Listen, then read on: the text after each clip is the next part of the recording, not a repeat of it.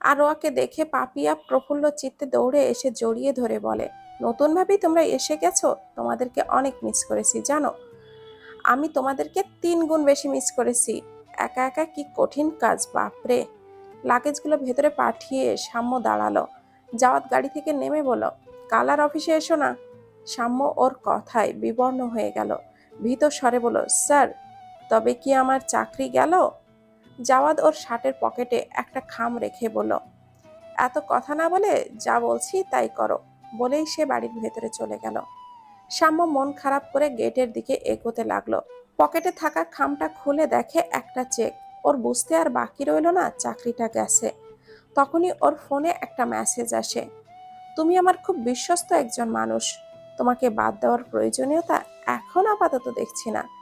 এই কয়দিন অনেক প্রেশার গেছে, কিছুদিন রেস্ট করো। সাম্যের খুশিতে চোখে পানি চলে এসেছে। বুকের ওপর থেকে অনেক বড় একটা পাথর সরে গেছে যেন। আর রুমে না গিয়ে পাপিয়ার সাথে গল্প জুড়ে বসেছে। বাড়ির অন্যরাও ওর গল্প বেশ আগ্রহ নিয়ে শুনছে। জাওয়াদ ফ্রেশ হয়ে বিছানায় শুয়ে আছে আর একটু পরপরই দরজার দিকে তাকাচ্ছে। আচ্ছা আচ্ছা, মেয়েটা তো সেই যে বসার ঘরে বসেছে, ওঠার কোনো নাম গন্ধই নেই। আর সবাই ও কেমন, কেউ ওকে ফ্রেশ হবার কথাও বলছে না। স্ট্রেঞ্জ। রোকেয়া হালকা খাবার নিয়ে জাওয়াদের ঘরে এলো। টেবিলের ওপরে ট্রেটা রেখে বলল, কি রে, মুখটা এমন প্যাঁচার মতো করে রেখেছিস কেন? কই না তো। আমাকে কি তোমার অন্ধ মনে হয়? কি হয়েছে তোর? আবার কোনো গন্ডগোল পাকিয়ে এসেছিস বল। আমি আবার কি করলাম? একা ঘরে বসে আছি, চুপচাপ থাকবো না তো কি একা একা হে হে হি হি করে হাসবো নাকি? চুপ থাকলে সবার মুখই পেঁচার মতো লাগে, বুঝেছো? রোকেয়া বিছানার একপাশে বসে বলেন, টায়ার্ড লাগছে বেশি, ঘুমাবি কিছুক্ষণ? না, আমি ঠিক আছি। আরোয়ার সাথে ঝগড়া করেছিস আবার? না তো, আমি কোনো ঝগড়া করিনি। তোরা বাপ ছেলে ঝগড়া করিস না তো, তোরা জাস্ট আগুনটা জ্বালিয়ে দিয়ে বসে থাকিস। বাকি যা হবার এমনিতেই হয়ে যায়। আমার কথা বিশ্বাস না হলে ওকে ডাকো, সরাসরি জিজ্ঞাসা করো, তাহলেই তো আর এত কষ্ট করে আন্দাজ করতে হচ্ছে না। আসলেই ওকে ডাকা উচিত। তোর পেটে বোমা ফেললেও আসল কথা বেরোবে না। রোকেয়া ব্যতিব্যস্ত হয়ে দোতলার করিডোর থেকে আরোয়াকে ডাকতে লাগলেন। আরোয়া শাশুড়ির ডাক শুনে দৌড়ে উপরে গেল। রোকেয়া তার হাতটা ধরে রুমে নিয়ে বলল, সত্যি করে বল, ফরাজ তোর সাথে আবার ঝগড়া করেছে কিনা? কই না তো। কেন, কি হয়েছে? কি আর হবে, মুখটা বাংলার পাঁচের মতো করে শুয়ে শুয়ে দুঃখ বিলাস করছে। ওকে দেখে মনে হচ্ছিল এই পৃথিবীতে ওর মতো দুঃখী আর কেউ নেই। জাওয়াদ এবার বিরক্তির সুরে বলল, আম্মু, তুমি তিলকে তাল বানাচ্ছ কেন? চেহারা দেখে মনের খবর জাজ করাটা কি যায়? তুই আমার গর্ভে হয়েছিস নাকি আমি তোর গর্ভে হয়েছি? তোর হাবভাব আমার ভালোই চেনা আছে। জহির সাহেবের ডাক শুনে রোকেয়া আর কথা বাড়ালো না। কোথাও গিয়ে দুই দণ্ড বসবো সেই ফুসরত নেই। হাঁকডাক যেন চলতেই থাকে। ফারাজ, খাবারগুলো খেয়ে নিস কিন্তু। বলতে বলতে তিনি দ্রুত পদে বেরিয়ে গেলেন। আরোয়া খাটের প্রস্তে গাটা এলিয়ে দিয়ে বলল, কি ব্যাপার, কি শুনছে এসব? জাওয়াদ উঠে টেবিল থেকে ফলের জুসটা নিয়ে বলল, জার্নি করে আসলে ভালোভাবে হাত মুখ ধুতে হয় অন্তত। তুমি কি সেসবও ভুলে গল্প মজেছ? আরোয়া একপাশে কাত হয়ে হাতের উপরে মাথা রেখে দুষ্টুমি মাখা হাসি দিয়ে বলল, এই তাহলে জনাবের মুড অফের কারণ? ইস, এত চোখে হারান আমাকে, কি লজ্জা কি লজ্জা। আমার বউয়ে গেছে তোমাকে চোখে হারাতে। ইয়াল্লাহ, আপনার নাকে কি হয়েছে? কই, কি হয়েছে? মিথ্যে বলতেই আপনার নাকটা 1 ইঞ্চি লম্বা হয়ে গেছে, বিশ্বাস না হলে আয়নায় তাকিয়ে দেখুন। বলেই আরোয়া হে হে করে হাসতে লাগলো। জাওয়াদ ওর হাসি দেখে বলে, এই দাঁড়াও, তোমার দাঁতে ওটা কি লেগে আছে? সবুজ শাক নাকি? আরোয়া করে দাঁত দেখিয়ে বলল, দেখুন, অনেকগুলো লেগেছে। জাওয়াদ তাকে জব্দ করতে না পেরে হতাশ হলো। আরোয়াও হেসে বলল, ওয়েল ট্রাই মাই ডিয়ার হুব্বি, কিন্তু আমার হায়া একটু কম, এটা বললে চলবে না। হিয়া বাদামের খোসা ছাড়াতে ছাড়াতে বলল, জীবনটা আর ভাল লাগে না রে, ঘুরে ফিরে ওই একই রুটিন, সো বোরিং। নতুন কি লাগবে তোর? বাচ্চা সামলাতে চাস নাকি বর? দুটোই সামলানোর বয়স চলতেছে, একটা বললে কি হবে? পাপিয়া ওর জমানো বাদাম থেকে দুটো মুখে দিয়ে বলল, বিয়ে করে ফেল, অনেকদিন বিয়ের দাওয়াত খাই না রে। মিথ্যুক, কয়েকদিন আগেই না ভাইয়ের বিয়ে খাইলি। ভাইয়েরটা আর বান্ধবীটা কি এক? ছেলে দেখ আমার জন্য, পড়াশোনা নিপাতে যাক, আমি নাচতে নাচতে সংসার করব, আর শাড়ি গহনার বাহানা ধরবো। আহা কি সুখ, কত স্বপ্ন তোর। হো হো, শাড়ি গহনা লাগলে এখনই তো নিতে পারোস, এর জন্য আবার বিয়ে করা লাগে নাকি? দেখ ব্রো, দুনিয়ার সবাই মিলেও যদি শাড়ি কিনে দেয় বা গহনা দেয় তাতে মন ভরবে না। জামাই একটা দিলে যে কি আনন্দটা আসবে, তার সামনে অন্যদেরটা কিছুই না। আমি তো ঠিক করে রেখেছি, সে যখন নতুন শাড়ি দিবে আমি সাথে সাথেই সেটা পরে সামনে ঘুরঘুর করব, আর সে বলদার মতো করে ড্যাব ড্যাব করে আমার দিকে তাকিয়ে থাকবে। তোর এত পজিটিভ চিন্তা আসে কেমনে রে ভাই? যাদের লাইফে পজিটিভ কিছু থাকে না তারা হয় প্রচুর হোপলেস, না হয় প্রচুর হোপফুল হয়। আমি হোপফুল। আল্লাহ তোর মনের আশা পূরণ করুক, দেখবি অনেক সুখী হবি তুই। সুখী তো হবই, এখন হোক, সেটা দুনিয়া না হয় ওই দুনিয়ায়। রিজভি পাপিয়ার মাথায় টোকা দিয়ে বলল, তুই এখানে বসে আছিস, আমি তোকে আরো কোথায় কোথায় না জানি খুঁজেছি। পৃথিবীতে মোবাইল বলে একটা ডিভাইস আছে, ওটা ইউজ করা যেত না? ও, আমি তো ভুলেই গিয়েছিলাম, মোবাইল নামে একটা ডিভাইস আছে। তোর আসলে মাথাটা খুব স্লো চলে।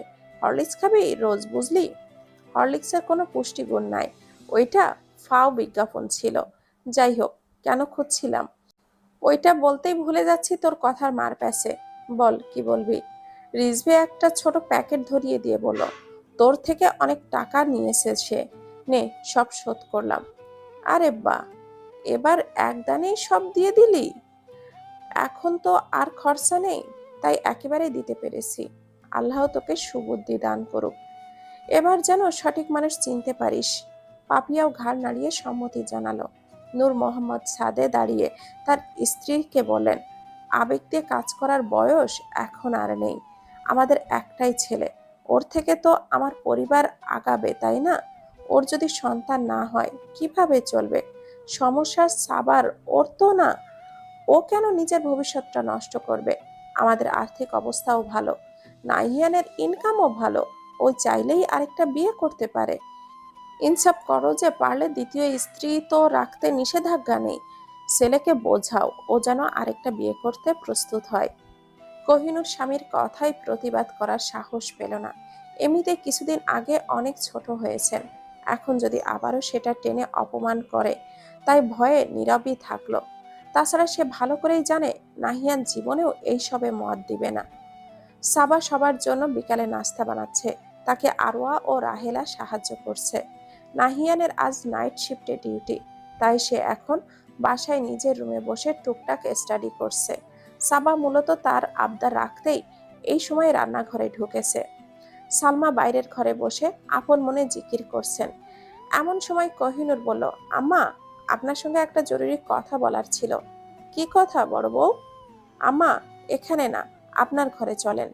সালমা উঠে নিজের ঘরের দিকে গেলেন। কোহিনূর দরজাটা আটকে ধীর গলায় বলল, আম্মা, আপনার বড় ছেলে কি শুরু করেছে জানেন? না বললে কিভাবে জানবো কি করছে? উনি নাহিয়ানের জন্য মেয়ে দেখছেন, লোকও ঠিক করেছেন পাত্রী দেখতে। এটা কি কথা? ওর বউ থাকতে আবারও বিয়ে কেন? ওদের বাচ্চা হচ্ছে না বলে উনি এইসব পাগলামি শুরু করেছেন। আম্মা, আপনি বলেন, নাহিয়ান যদি এইসব শোনে, ও কি শান্ত থাকবে? আমার তো কিছুই মাথায় ঢুকছে না, আমি কি করব? সালমা বিরক্তির স্বরে বলেন, মেয়ের বিয়ের চিন্তা বাদ দিয়ে বিবাহিত ছেলেরে আবারও বিয়ে করানোর ফন্দি আটতাছে। ওদের বিয়ে হয়েছে কয় বছর হয়েছে? মানুষের বিয়ের 10-12 বছরও হয়ে যায়, তারপর বাচ্চা হয়। আল্লাহ চাইলে 80 বছরেও ছেলের বাপ হওয়া যায়। আমাদের নবী ইব্রাহিম আলাইহিসসালাম, জাকারিয়া আলাইহিসসালাম শেষ বয়সে ছেলের বাবা হয় নাই। এত অধৈর্য হবার কি আছে? কোহিনূর মাথা নেড়ে শাশুড়ির কথায় সম্মতি জানালেন। সালমা বললেন, আমার ছেলে বিদেশে থাকতে থাকতে মনটা পাথর হয়ে গেছে, তুমি এ নিয়ে চিন্তা করো না, আমি ওরে বোঝাই বলবো, ঘরে অযথা অশান্তি করার কোনো দরকার নেই। কিন্তু আম্মা, উনি যে যদি না শুনতে চায়? ও শুনবে না, ওর ঘাড় শুনবে। নাহিয়ান ঘড়ির দিকে তাকিয়ে বসার ঘরে গেল। সাবাকে না দেখে বুঝলো মহারানী এখনো কিচেনেই আছেন। বলি, আর কতক্ষণ লাগবে আপনার? এত সময় তো বিয়েবাড়ির বাবুর্চিরও লাগে না। এই তো হয়ে গেছে, আর একটু। নাহিয়ান বসার ঘরে বসে টিভিটা অন করলো। কুহু আর পাপিয়া গল্প করতে করতে সেখানে উপস্থিত হতেই নাহিয়ান বলল, কিরে গাট্টা বাট্টু, কি খবর তোদের? ভাইয়া, গাট্টু বাট্টু ছেলেদের নাম, আমরা ছেলে না।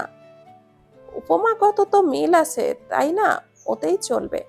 ভাইয়া, তোমাদের হসপিটালে আমার একটা ফ্রেন্ড যাবে, ওকে একটু দেখিও তো। দেখলাম, সমস্যা কি?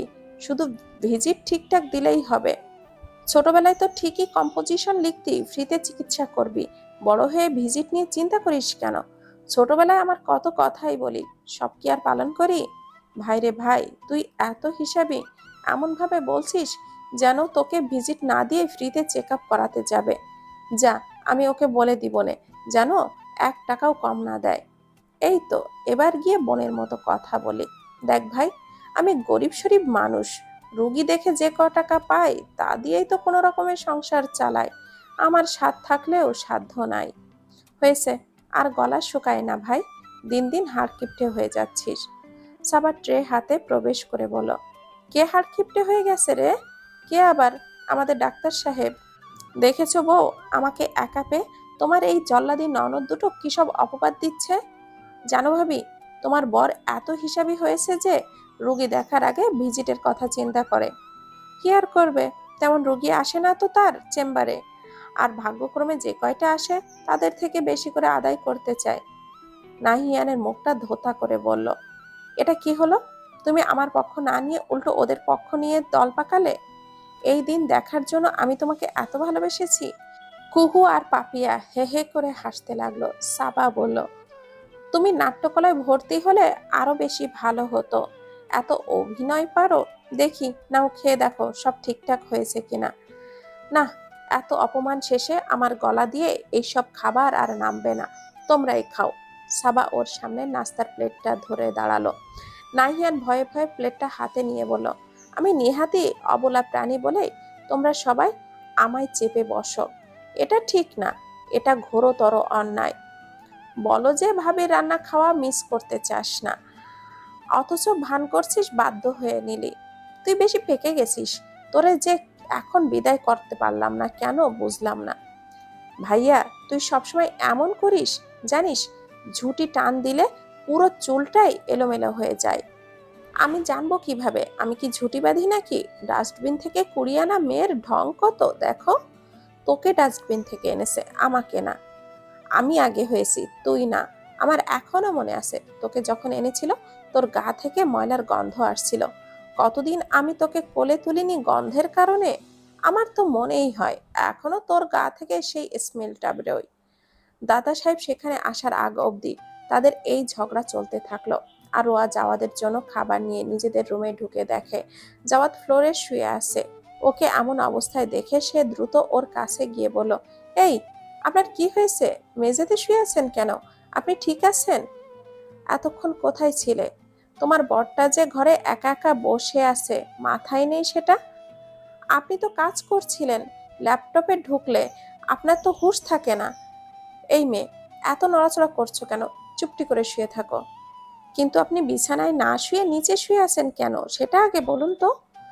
আমার অ্যালুন লাগলে আমি ফ্লোরে শুয়ে থাকি, এটা আমার ছোটবেলার অভ্যাস। এ কেমন অদ্ভুত অভ্যাস! আর একা লাগছিল কেন? আমরা সবাই তো আছি। একা মানেই একলা বসে থাকা বোঝায় না, কোলাহলে মানুষ আরো বেশি একা হয়, সেটা তুমি বুঝবে না। হাঁটুতে চিবুক রেখে বলল, এখানে অন্যদের চেয়ে আপনি কিন্তু একটু আলাদাই। জাওয়াদ উঠে আরো আর গা ঘেঁষে বসে বলল, তোমার কাকে পছন্দ, অন্যদের নাকি আমাকে? বিপরীত চার্জে আকর্ষণ বেশি থাকে। আমি যেহেতু ওদের মতোই, তাই আমার আপনাকে অধিক পছন্দ। জাওয়াদ ওর কথা শুনে মুচকি হাসলো। আরোয়া জানো, হুম, হয়তো আমি ক্রমান্বয়ে তোমার প্রেমে পড়ছি।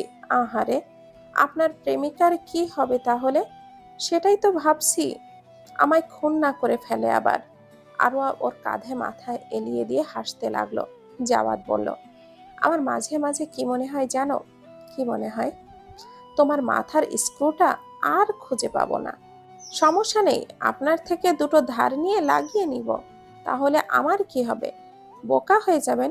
শোনেননি, প্রেমে পড়লে বুদ্ধিমানরাও বোকা, আর বোকারা বুদ্ধিমান হয়ে যায়। আপনার সেই দশা হবে আর কি। হে হে। তবে কি আমি সত্যি বোকা হয়ে যাচ্ছি? কুহু বই পড়া বাদ দিয়ে হঠাৎ করে উঠে দাঁড়ালো। শরৎচন্দ্রের গৃহদাহ উপন্যাসটা অর্ধেক পড়ে মাথাটা টকবক করছে। সে এখন বাইরে না গেলে কিছুতেই হবে না। পার্স আর ফোনটা হাতে নিয়ে সে ওই অবস্থাতেই বেরিয়ে পড়ল। সময় তখন রাত 8:30 বাজে। ঢাকা শহরে এটা তেমন একটা রাত না বললেই চলে। কুহু গাড়ি থেকে নেমে একটা রেস্টুরেন্টে ঢুকলো। পছন্দ সহ সব খাবার অর্ডার করে টোকেন নিয়ে একদম মাঝখানের টেবিলটায় গিয়ে বসলো। মাঝখানে বসা যদিও ওর পছন্দ না, তবে এই মুহূর্তে অধিক কোলাহলই পারবে ওর এই মনোযোগ বিচ্যুত করতে। চারিদিকে সবাই যার যার মতো করে গল্প করে যাচ্ছে। কুহু সেই সব গল্পের অংশ বিশেষ ভালোই মন দিয়ে শুনছে। হঠাৎ একটু দূরে একজনকে দৃষ্টিতে তাকিয়ে থাকে সেই মানুষটার দিকে। মাঝারি গড়নের হেলদি একটা ছেলে বেশ তৃপ্তির সাথে বিগ বাইট দিয়ে 5 লেয়ারের বার্গার খাচ্ছে। কেউ খাওয়ার সময় এইভাবে তাকিয়ে থাকাটা ঠিক না, কিন্তু কুহুর দৃশ্যটা দেখতে দারুণ লাগছে। তার ফুড রেডি হতেই সে কাউন্টার থেকে খাবারটা নিয়ে নিজের সিটে না বসে ওই ছেলের সামনে গিয়ে বলল, ইফ ইউ ডোন্ট মাইন্ড, আমি কি এখানে বসতে পারি? সরি, এখানে তো আরো অনেক সিট খালি আছে, আপনার এখানে বসতে হবে কেন? প্লিজ মানা করবেন না, আমি ভেবেছিলাম একা একা ফুড এনজয় করব, কিন্তু এখানে সবাইকে ফ্রেন্ড ফ্যামিলির সঙ্গে দেখে নিজেকে আর ফান লাগছে। আপনিই একমাত্র একা আছেন, তাই ভাবলাম এখানেই বসি। বলেই সে উত্তরের আশা না করেই বসে গেল অপোজিট চেয়ারে। ছেলেটা একটু ভড়কে গেলই যেন। মনে মনে বিরক্তও হলো বোধ হয়। কুহু ফিশ ফিঙ্গার খেতে খেতে বলল, আপনি থেমে গেলেন কেন? খাওয়া শুরু করুন। বাই দা ওয়ে, আমি রোদেলা, আপনি? ভল্লা। ভল্লা? হ্যাঁ, কেন, নামটা সুন্দর না? এই নামটা এই প্রথম শুনেছি তো, তাই আর কি। আচ্ছা, আপনি কি ডিস্টার্ব ফিল করছেন? এমন নাক মুখ কুচকে আছেন যে? না, তেমন না। এমন এক্সপেরিয়েন্স আগে হয়নি তো, তাই হয়তো এমন দেখাচ্ছে। বলেই সে হাতের ইশারায় ওয়েটারকে ডেকে বলল বাকিটা প্যাক করে দিতে। কুহু বুঝতে পারলো সে তার উপস্থিতি পছন্দ করেনি। হয়তো সে আয়েশ করে মাথা দুলিয়ে দুলিয়ে প্রতিটা কণা উপভোগ করতে চাচ্ছিল। কুহু উড়ে এসে বাগড়া দিয়েছে। কুহু ওয়েটারকে বলল, ভাইয়া, প্যাক করতে হবে না, আপনি যেতে পারেন। তারপর সামনে তাকিয়ে বলল, sorry for disturbing, enjoy your food. একথা বলেই উঠে চলে গেল। ভল্লা নামক লোকটা সেটা বিষয়ে গায়ে মাখল না, বরং খুশি মনেই খাওয়ায় মনোনিবেশ করলো। কুহু দূরের টেবিলে বসে ব্যাক ক্যামেরায় সেটা ভিডিও করতে লাগলো। ফোনের দিকে তাকিয়ে হেসে নিজের খাবার খেতে লাগলো। খাওয়ার সময় কাউকে দেখতে এত কিউট লাগে, ওয়ে ইচ্ছে তো করছে ফুলকো লুচির মতো গাল দুটোকে টেনে দিতে। আবহাওয়া ভার্সিটির জন্য তৈরি হয়ে বইপত্র গুছিয়ে নিচ্ছিল, তখন জাওয়াদ ওর সামনে এসে দাঁড়িয়ে বলল, এই টাইটা বেঁধে দাও তো। কে যেন বলেছিল আমার কাজ আমি নিজেই করতে পছন্দ করি। সবকিছু মুখস্থ করে রেখেছো নাকি? অফকোর্স, এত সহজে ভুলবো নাকি?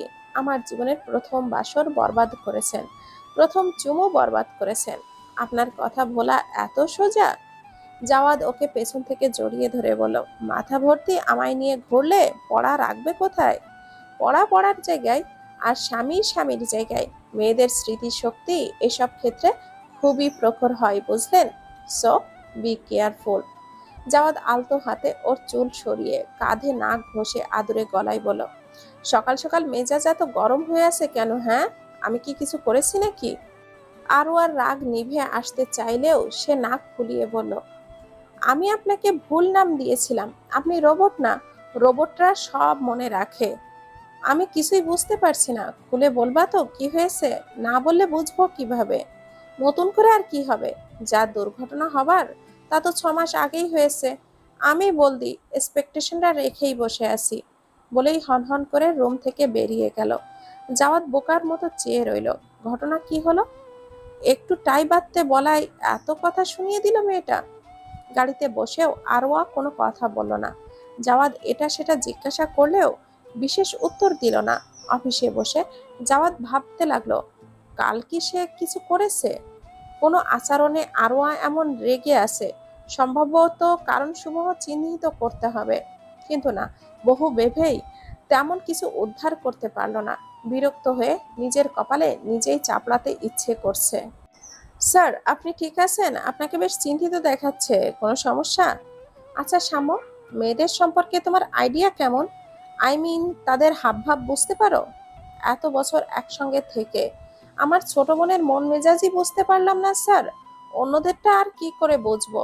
ওদের ফিচারটাই খুব ক্রিটিক্যাল। এক আল্লাহ ছাড়া কেউ বুঝবে না। একদম ঠিক বলেছো। জাওয়াদ মনে মনে রিপিট করতে লাগলো। আরোয়া ওকে বলেছে রোবটরা সব মনে রাখে। আবার বলল যে সে এক্সপেকটেশন রেখেছিল। না, সবকটা কথা আগু পিছু করেও বিশেষ কিনারা করা যাচ্ছে না। রিজভি ক্যান্টিনে বসে বন্ধুদের সাথে আড্ডা দিচ্ছিল। ওদের মধ্যে একজন টেবিল চাপড়ে গান গাইছে, আরেকজন তার সাথে গলা মেলাচ্ছে। কিছুদিন পরেই তার মাস্টার্স শেষ করিয়ে বেরিয়ে যাবে।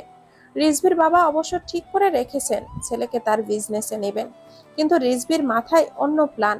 সে অলরেডি কাগজপত্র ঠিক করে ফেলেছে। মাস্টার্স করে সে ফরেনে চলে যাবে। সামিয়ার স্মৃতি ভুলতে হলেও তাকে চেনা গণ্ডি পেরিয়ে অনেক দূরে চলে যেতে হবে। যাক, ফাইনালি তোর বিয়ের দাওয়াত মিলল। এবার খুশি মনে স্বামী সংসার নিয়ে বিজি থাকবি। আব্বু চাচ্ছিল আমি জব করি, এত বছর খরচা করে পড়াশোনা করিয়েছে, একটু হলেও ফিনান্সিয়াল সাপোর্ট আশা করেছিল বোধহয়। জব করতে চাইলে বিয়ের পরও তো করতে পারবি, সবসময় তো আর ভালো প্রপোজাল আসে না। পারবো না রে। উনি বলেছেন জব করা ওনার পছন্দ না, তাদের সংসারে কোনো কিছুরই অভাব নেই। ওনারা এমন মেয়ে চায় যে মন দিয়ে সংসারটা আগলে রাখবে। এমনটা সরাসরি বলেছিল। এটা খারাপ না কিন্তু।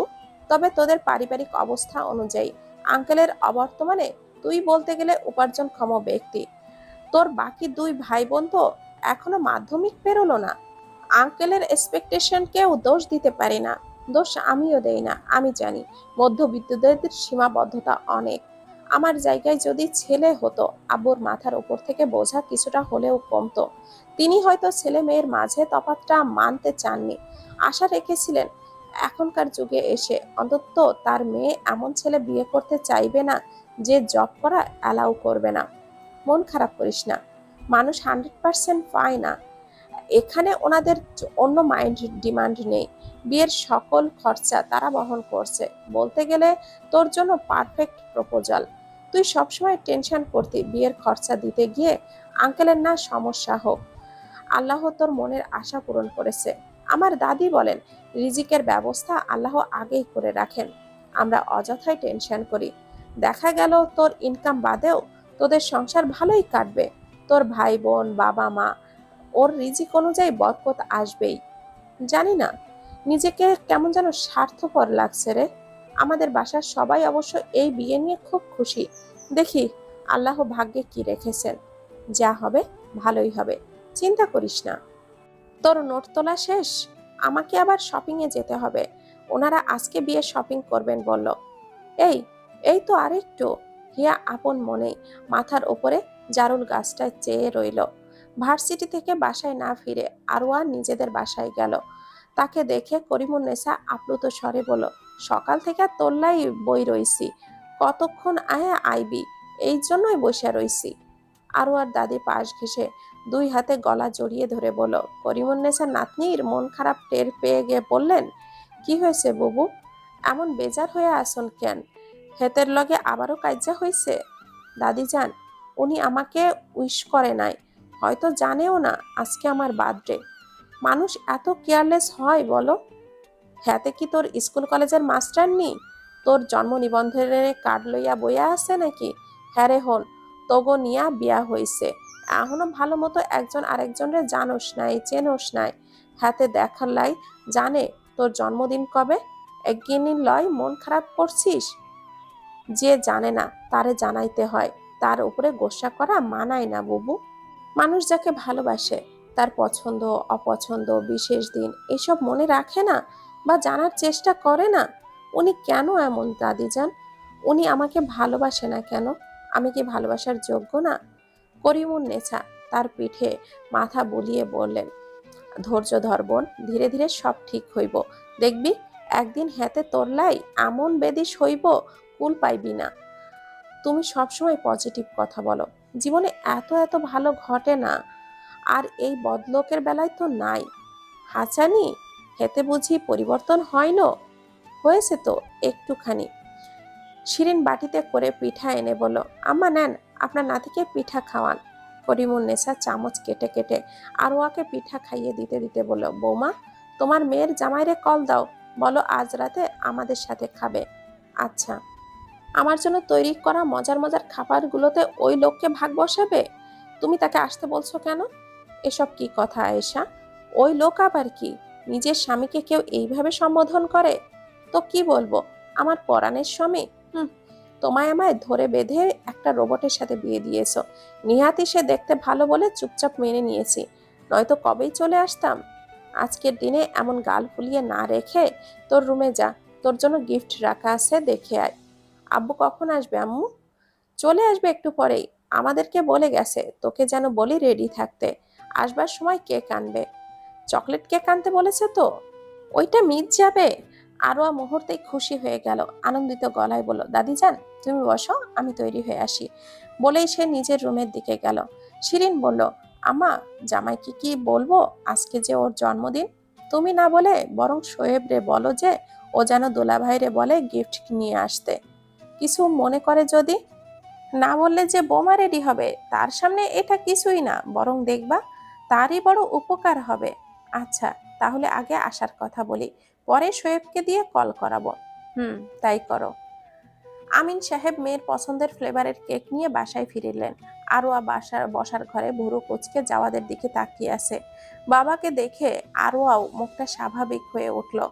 আমিন সাহেব মেয়েকে এক হাতে জড়িয়ে ধরে বললেন, জন্মদিনের অনেক অনেক শুভেচ্ছা মামুনি। থ্যাংক ইউ আব্বু। গিফট পছন্দ হয়েছে? অনেক। যাক শান্তি। দেখ এবার তোর পছন্দের কেকটা হয় কিনা। আরোয়া কেকের বক্সটা নিয়ে চলে যেতেই তিনি বলেন, বুঝলে বাবা, আমার মেয়ের মন মতো জিনিস খুঁজে পাওয়া অনেক কঠিন, অনেক ভেবে চিন্তে ডিসাইড করতে হয়। আপনি ভালো আছেন তো বাবা? আলহামদুলিল্লাহ ভালো। তোমাদের বাসায় সবাই কেমন আছেন? জি আলহামদুলিল্লাহ। আচ্ছা তুমি বসো, আমি ফ্রেশ হয়ে আসি। যা গরম পড়েছে এবার। আপনি আমার প্রশ্নের জবাব দেননি এখনো। কি জবাব? আপনার তো রাতেই আসার কথা ছিল, এখন এলেন কেন? আমার শ্বশুর বাড়িতে আমি যখন ইচ্ছা তখন আসব, তোমাকে জবাবদিহিতা করতে হবে কেন? অবশ্যই করতে হবে। আমার জন্যই এটা আপনার শ্বশুর বাড়ি হয়েছে, আমাকে উত্তর দিবেন না তো কাকে দিবেন? ঝগড়া করো না তো, আমি এমনিতেই খুব টায়ার্ড। ফ্রেশ হব, রুমে এসো। আরোয়া লেবু শরবত নিয়ে রুমে গেল। যাওয়ার ততক্ষণে ফ্রেশ হয়ে টাওয়াল দিয়ে মুখ মুছতে লাগলো। আরোয়া ওর দিকে শরবত এগিয়ে দিল, যাওয়াত সেটা নিয়ে নিল। তুমি সারাক্ষণ এত কথা বলো, নিজের বাদ্রের কথা একবারও বলনি কেন? সকালবেলা গাল ফুলিয়ে না রেখে যদি বলে দিতে বেশি সমস্যা হতো। প্রথম বছর জানতে শুনতে সময় লাগে না বলো? আমার বায়োডাটা দেখার সময় আপনি খেয়াল করেননি? আমি জানবো কিভাবে সেটা? মানুষ তার পছন্দের মানুষের ছোটখাটো বিষয়গুলোও নজরে রাখে, আর আপনি তো চোখের সামনে থাকা জিনিসও দেখতে পান না। তুমি খুব ঝগড়ুটে আরোয়া। হ্যাঁ, এখন সব দোষ আরোয়ার। আপনি তো একদম ভালো মানুষ। অবশ্যই, এখানে আমার কোনো ফল্ট নেই। এমন না আমাদের বিয়ে হয়েছে বছর খানেক হয়ে গেছে আর আমি প্রতি বছরই ভুলে যাই। তাছাড়া তোমার বোঝা উচিত আমি তোমার ওপর শুরুতেই ইন্টারেস্টেড ছিলাম না।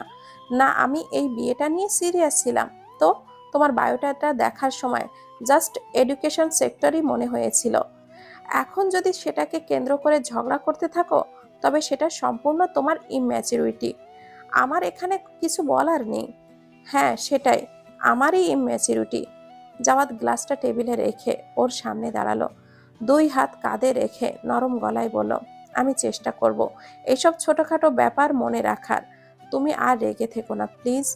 আমার গিফট কোথায়? জলযন্ত্র গিফট দাঁড়িয়ে আছে, এটা কি যথেষ্ট নয়? আরোয়া ভেংচি কেটে বলল, ঢং? ঢং হবে কেন? ফারাজ খন্দকার জাওয়াতকে গিফট হিসেবে পাওয়া চারটিখানি কথা নয় ম্যাম, তাই না? বিশ্বাস হয় না? জাওয়াদ মুচকি হেসে ওর কপালে চুমু খেলো, তারপর আরোয়াকে আয়নার সামনে ঘুরিয়ে পকেট থেকে ডায়মন্ডের পেন্ডেন্ট যুক্ত চেইনটা বের করে গলায় পরিয়ে দিল। কাঁধে চিবুকে রেখে বলল, হ্যাপি বার্থডে টু ইউ। আল্লাহ তোমাকে অনেক সুখী করুক। পছন্দ হয়েছে? হুম, অনেক সুন্দর হয়েছে, থ্যাঙ্কস। শুকনো থ্যাঙ্কসে কাজ হবে না। আজকে ডিনারে অনেক আইটেম করা হয়েছে, বিনিময়ে ওইসব খেয়ে যাবেন কেমন? ওটাতে কিছু না আনলেও খেতে পারতাম। দিস ইজ নট ফেয়ার আরোয়া। আমি জাতিসংঘের সচিব না, ফেয়ার আনফেয়ার দিয়ে আমার কাজ নেই। আচ্ছা মেয়ে তো তুমি, আমাকে সব সময় বলতে আনরোমান্টিক খ্যাত, নিজে কি বরকে স্বেচ্ছায় আদর করছো কোনোদিন? করিনি? না, একবারও না। বিশ্বাস হলে নিজে ভেবে দেখো। আরও আর সত্যি সত্যি ভাবতে লাগলো, কখনো ও কিছুই করেনি। পাপিয়া আজ মন ভীষণ খারাপ। ক্যাম্পাসে আসার পর থেকেই একা একা ঘুরছে। হিয়াকে ছাড়া ক্লাস করতে একটুও ভালো লাগছে না তার। এমন না ওর কোনো ফ্রেন্ড নেই, তবে হিয়ার সাথেই তার সখ্যতা বেশি। কেন যে ওর বিয়ে হয়ে গেল, সাথে সাথে চলেও গেল চাঁদপুরে। ফাইনাল পরীক্ষার সময় শুধু আসবে হয়তো। পাপিয়া অসহায়ের মতো করে এদিকে ওদিকে ঘুরতে লাগলো। রিজভি ওর মাথায় টোকা দিয়ে বলল, কিরে, এমন অসহায় নারীর মতো করে মুখ করে ঘুরে বেড়াচ্ছিস কেন? জামাই মেরেছে নাকি? সব সময় অলক্ষণে কথা বলিস না তো। জামাই আসলোই না, এখনই তুই কিনা তাকে মেরেই ফেলছিস। বাব্বা, জামাইয়ের জন্য এত দরদ? অবশ্যই, জামাইয়ের জন্য দরদ হবে না তো কি তোর জন্য হবে? পুরো পৃথিবীতে একটা মাত্র জামাই হবে আমার, তাও ভ্যালু বেশি হবে না? তোর কথা শুনে আমি পুরাই কেঁদে দিয়েছি। নাটক করিস না রিজভি, এমনিতেই মেজাজ খারাপ লাগতেছে। কি হয়েছে? তোর সাথেরটার বিয়ে হয়ে গেছে বলে দুঃখে আসোস? হুম। আহারে, তুই ও বিয়ে করে ফেল, বসে আছিস কেন? করবো তো, আগে কুহু আপুর বিয়ে হোক, তারপর আমার সিরিয়াল। তোর কুহু আপুর কাহিনী বুঝি না, এ বিয়ে করে না কেন রে? আপু মন মতো ছেলে পায় না, ওনার কোরিয়ান ছেলে পছন্দ। এখন সব মেয়েদেরই ওদেরই পছন্দ, তাই বলে কি সবাই ওই দেশে চলে গেছে নাকি?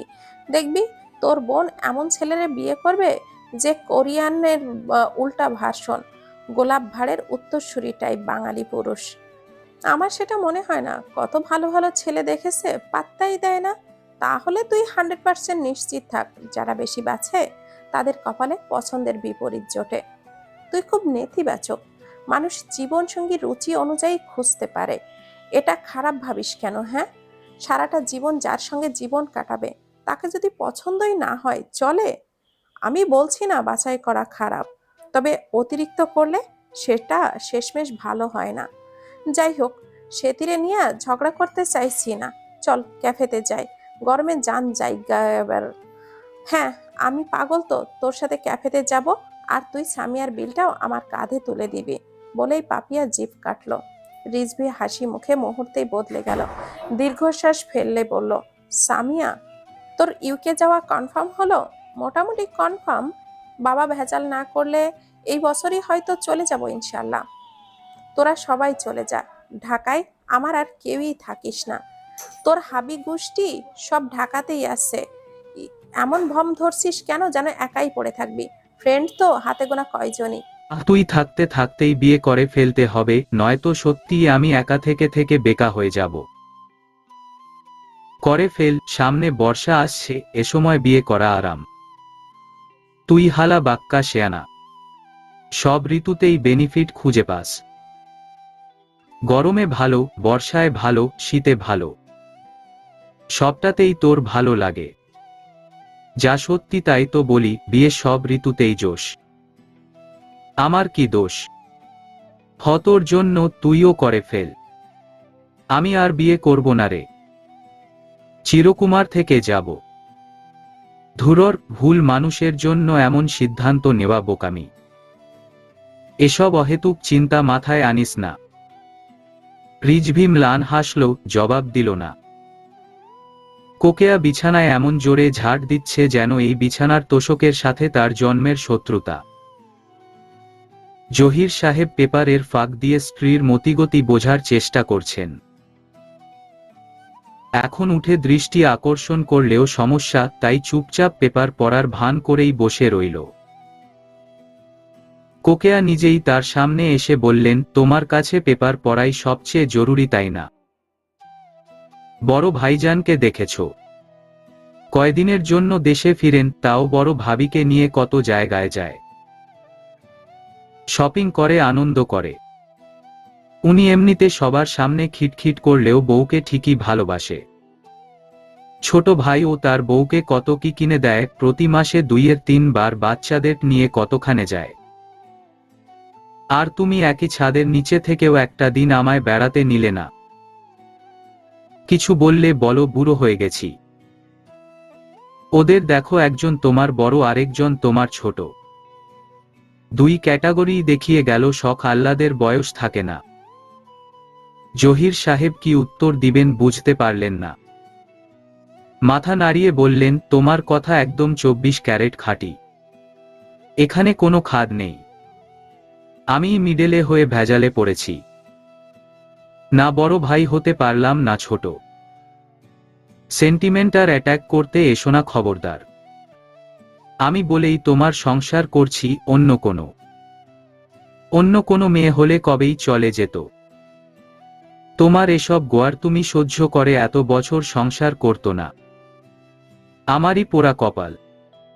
কত ভালো ভালো সম্বন্ধ এসেছিল, সেসব বাদ দিয়ে কেন যে তোমাকে দেখে মাত্রই পছন্দ করতে গেলাম। সবই নিয়তি। কথায় বলে না, হায়রে কপাল মন্দ, চোখ থাকিতে অন্ধ। চোখের কথা শোনাই কাল হলো। আমাকে শেষ করতে না দিয়ে তুমি এসব বললে কেন? দেখো, তুমি এমনিতেই এতক্ষণ বিছানা ঝেড়ে হয়রান হয়ে গেছো। এখন আবার চেঁচিয়ে এত কথা বলতে কষ্ট হবে ভেবে আমিই বলে দিলাম। যত যাই হোক, তুমি আমার অর্ধাঙ্গিনী না। তোমার কষ্ট কমানো আমার ফরজ না। মন ভোলানোর কথাতেই আছো। ওইটাই যে সম্পদ জনাবা। নয়তো এত সুন্দরী রমণীকে ঘরণী করে রাখার সাধ্য আমার মতো অধমের ছিল। কোকেয়ার রাগ যে পড়ে গেছে তার চেহারা দেখেই বোঝা গেল। তবুও শক্ত গলায় বলল, অত কথা জানি না, আজ আমায় নিয়ে বের না হলে খবর আছে। যথা আজ্ঞা মহারানী। ক্লাস শেষে আরওয়া রুমাইসার সাথে গল্প করতে করতে গেইটে এসে দেখে জাওয়াদ গাড়ির সামনে হেলান দিয়ে দাঁড়িয়ে আছে। তার পরনে sea green colour formal shirt, বরাবরের মতো ইন করা, চুলগুলো বেশ সুন্দর করে গোছানো, রোমশ হাতে এশ কালার ওয়াচটা সগর্ভে বসে আছে। চোখে সানগ্লাস থাকায় দৃষ্টি বোঝা গেল না।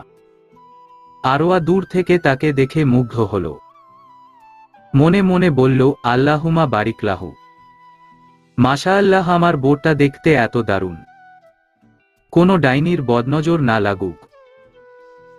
ভাই, তুই এমনভাবে তোর জামাইয়ের দিকে তাকাই আছস যেন আজকে প্রথম দেখলি। দোস্ত, তুই বিয়ে করলে বুঝবি জামাইয়ের দিকে তাকাই থাকতেও শান্তি। আমি তোরে এমন দেখছি। আচ্ছা তুই যা, আমি লাইব্রেরি যাব। আল্লাহ হাফিজ। আল্লাহ হাফিজ। আরওয়া জাওয়াদের দিকে তাকিয়েই মন্ত্রমুগ্ধের মতো এগিয়ে গেল।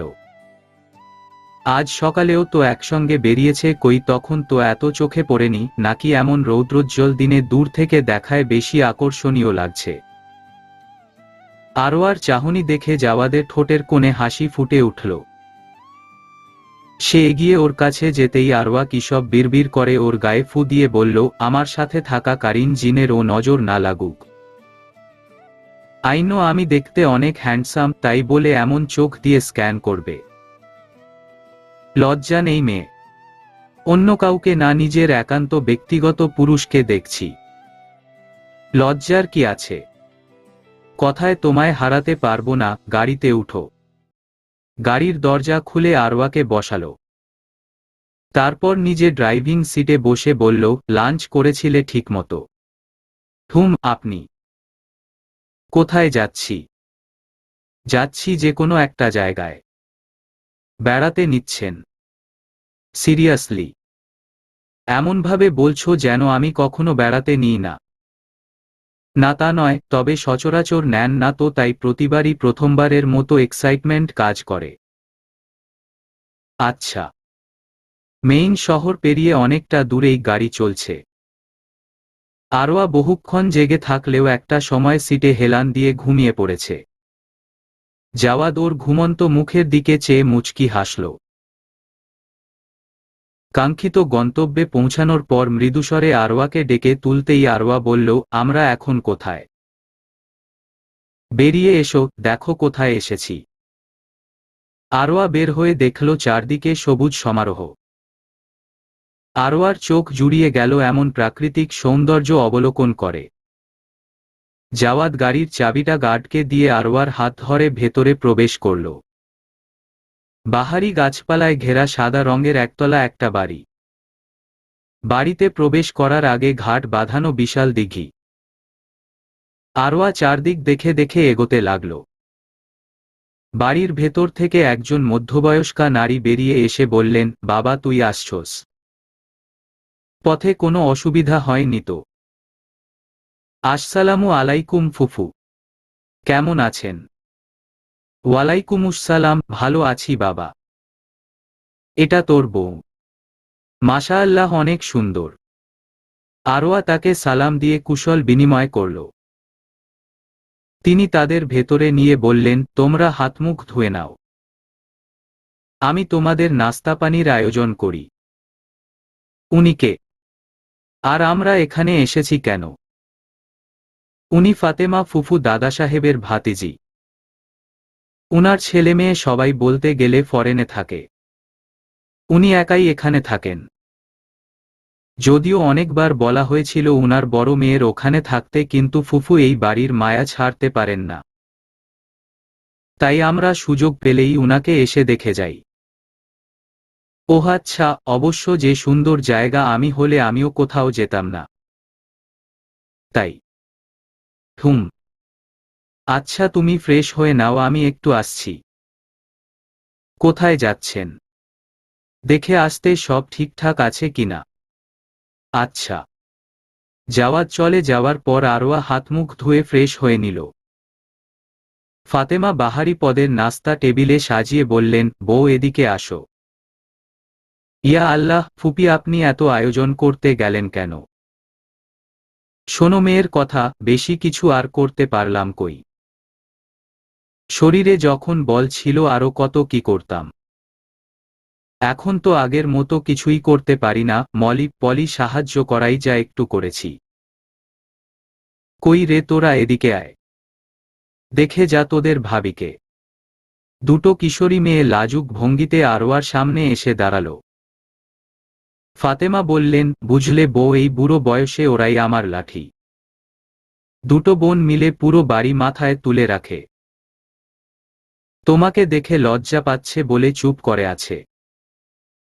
একটু থাকলে বুঝবে কি করে ওরা। আরোয়া ওদের দিকে তাকিয়ে হাসিমুখে কুশল বিনিময় করল। জাওয়াদ এসে বলল, ফুফু তুমি আমাদের জানালে না কেন উত্তর পাশের দেয়ালটায় মেরামত করানো লাগবে? আর এখানে চোর এসেছিল সেটাও তো বলনি। আমি এখানে সিসি ক্যামেরা সেট করানোর ব্যবস্থা করছি। সিকিউরিটিতে আরো দুজন লোক রাখছি। তুই অযথাই এত উত্তেজিত হচ্ছিস। আমার পরে এখানে আর কেউ এসে থাকবে না। এত কিছু ঠিক করে লাভ কি? এটা কেমন কথা? তুমি তো আছো, তোমার নিরাপত্তা নিয়ে ভাববো না। ওসব রাখো, দেখি খেতে বসো। কি রে তোরা আজ এত চুপচাপ? ওকে দেখে ভদ্র হয়ে গেলি। আরে হো তোদেরই দলের লোক। ভাইয়া, নতুন ভাবির সামনে এমন বলিও না। আচ্ছা যা, কিছু বলছি না। শুধু এবার বাদরামি না করলেই হলো। আয় তোরাও বসো। ফুফু বসো না।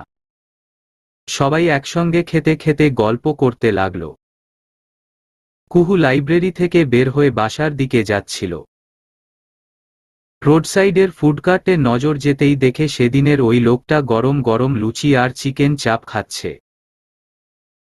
কুহু হাত নাড়িয়ে খানিকটা জোরেই বলল, হেই ভল্লা। লোকটা ফিরেও তাকালো না, অন্যদের সঙ্গে গল্প করতে করতে খেতে লাগল।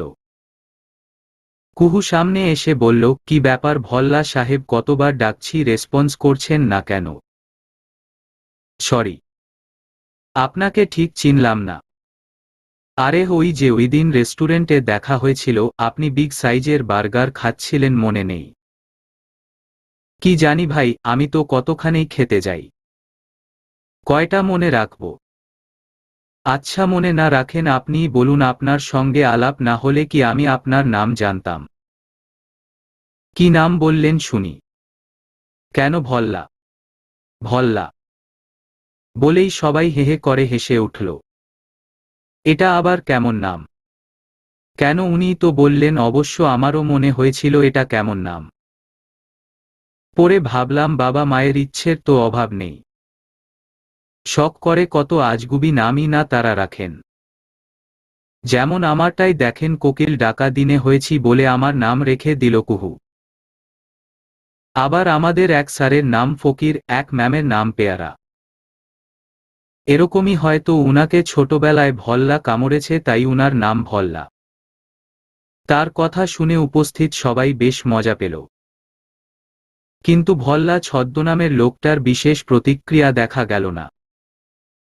তোমার লজিক বুঝলাম আপু, কিন্তু ওর নাম ভল্লা না, ওর নাম হলো ইশরাক। তুমি ওকে এই ফানি নামে আর ডেকো না।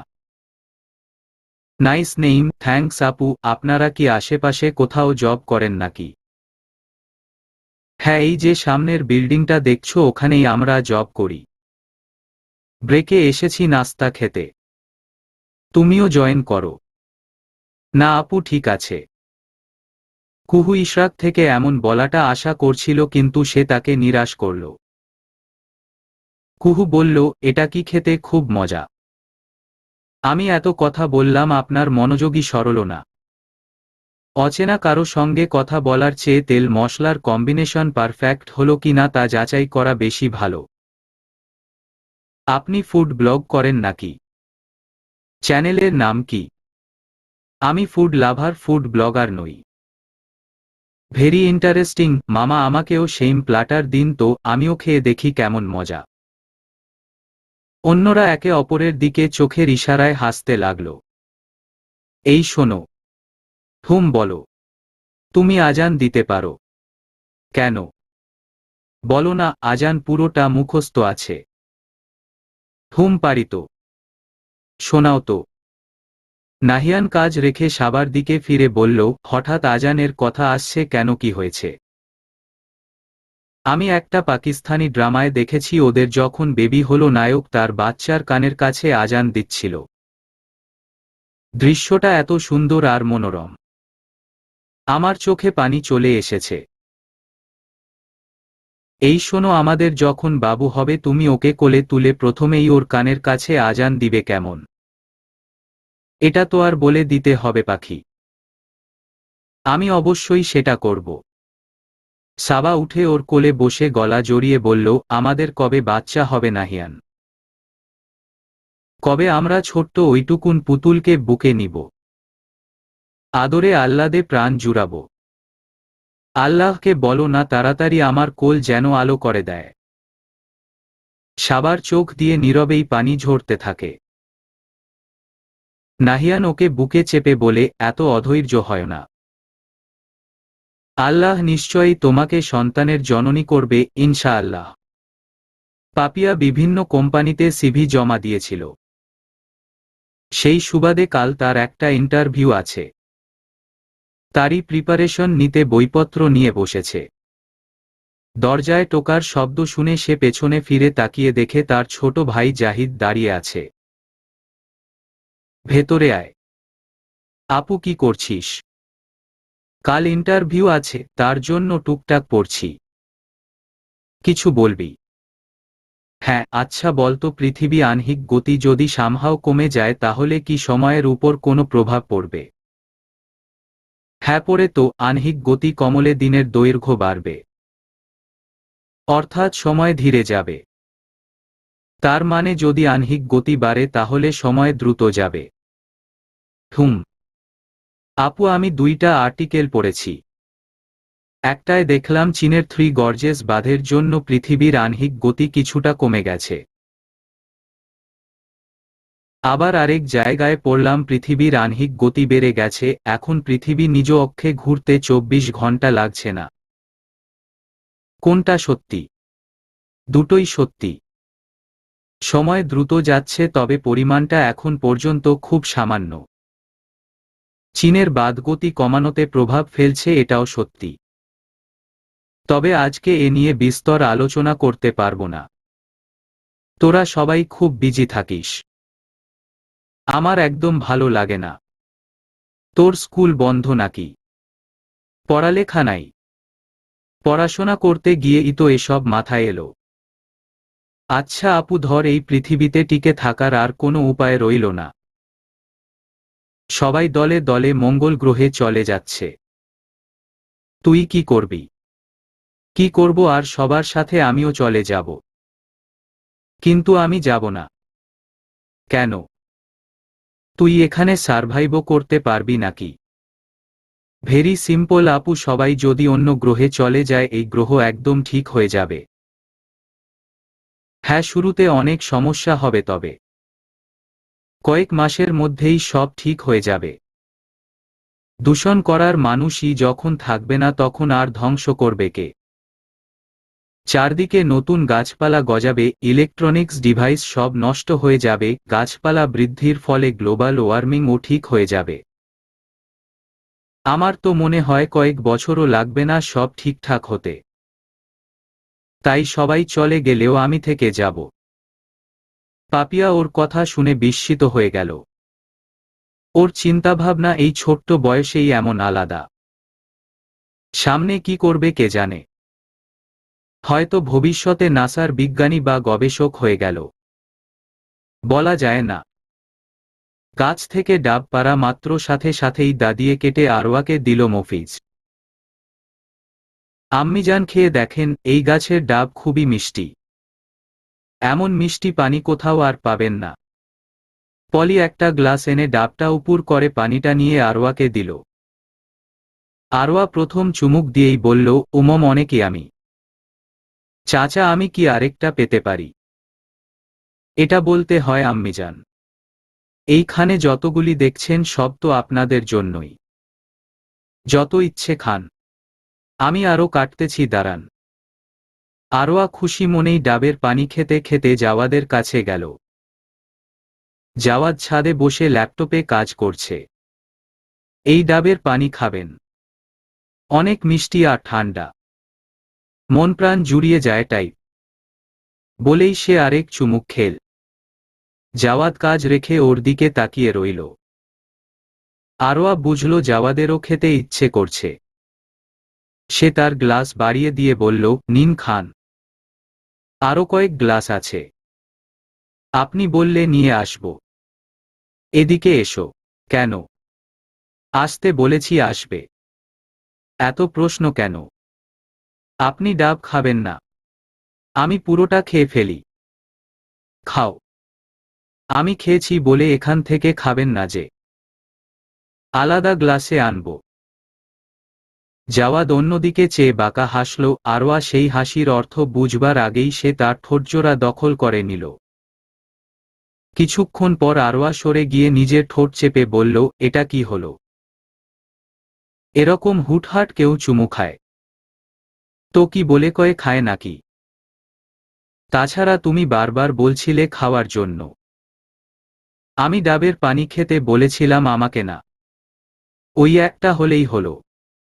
আপনি খুব রোমান্টিক, তাই না? না। বেশরম ভেবে বলছো তো? এখানে ভাবার কি আছে? ঠিকই তো বলেছি। রোমান্টিক এর খাঁটি বাংলা এটাই গো। এখন তুমি যাই বলো, আমি গায়ে মাখছি না। বউয়ের কাছে সভ্য লাজুক হয়ে থাকলে প্রেম ভালোবাসা আর হয় না, বুঝলে? আরওয়া ভেঙচি কেটে ওখান থেকে চলে গেল। জাওয়াদ হেসে মনে মনে বলল, বউকে চুমু খেলে সত্যিই স্ট্রেস কমে যায়। দেখতে দেখতে বছর ঘুরে রোজার মাস চলে এসেছে। সবাই মিলে সাহরি আর ইফতার করার মাঝে এক অন্যরকম আনন্দ। প্রতিবছর রমজান মাসে খন্দকারদের পক্ষ থেকে ইফতারের আয়োজন বেশ বড় করে করা হয়। এ সময় নির্দিষ্ট স্থানে পথচারী, মুসাফির সহ যে কোনো শ্রেণীর রোজাদারের জন্য ইফতারের ব্যবস্থা করা তাদের রেওয়াজে পরিণত হয়েছে। প্রতিদিন নিম্নে 200 লোক সেখানে তৃপ্তি ভরে ইফতার করে। নিয়ম মাফিক বাড়ির ছেলেরা এক একদিন এক একজন গিয়ে সব তদারকি করে সেখানেই ইফতার করে। আজ নাহিয়ানের পালা আশায় সাবা বলল, শুনছো, আমি বলি কি আজকের ইফতারটা আমি তৈরি করব। রোজাদারদের ইফতার করালে তো অনেক সোয়াব হয়, তাই না? আল্লাহ যদি এই উছিলায় আমায় সন্তান দান করেন। ওখানে অনেক মানুষ হয়, এই গরমে তুমি এত রান্না কিভাবে করবে? আমি একটা আইটেম হলেও করি প্লিজ নাহিয়ান, মানা করো না। সাবা, আমি বুঝতে পারি তোমার মনের অবস্থা, কিন্তু আমি একা করব না তো, শেফরা তো আছেনি।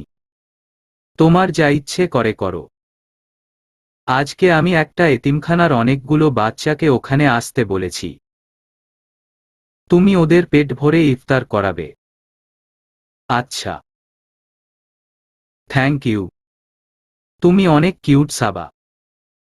তোমাকে এমনি এমনি এত ভালোবাসি না আমি। সাবা উত্তরে কেবল হাসল। আরোয়া ফ্লোরে শুয়ে একটু পর পর ঘড়ির দিকে তাকাচ্ছে। উহু, এত গরম, গলা শুকিয়ে কাঠ হয়ে গেছে। কখন ইফতারের সময় হবে? জাওয়াদ অফিস থেকে ফিরে আরওয়াকে এমন দেখে বলল, বেশি কষ্ট হচ্ছে? না, প্রথম দিকে একটু কষ্ট হয়, ধীরে ধীরে আবার অভ্যাস হয়ে যাবে। জাওয়াদ শার্ট পাল্টে বলল, বাইরে যা গরম সে অনুযায়ী কষ্ট কমই লাগছে। রোজাদারদের উপর আল্লাহর বিশেষ রহমত থাকে এই গরমে, সেটা আবারও টের পেলাম। হুম, ঠিক বলে।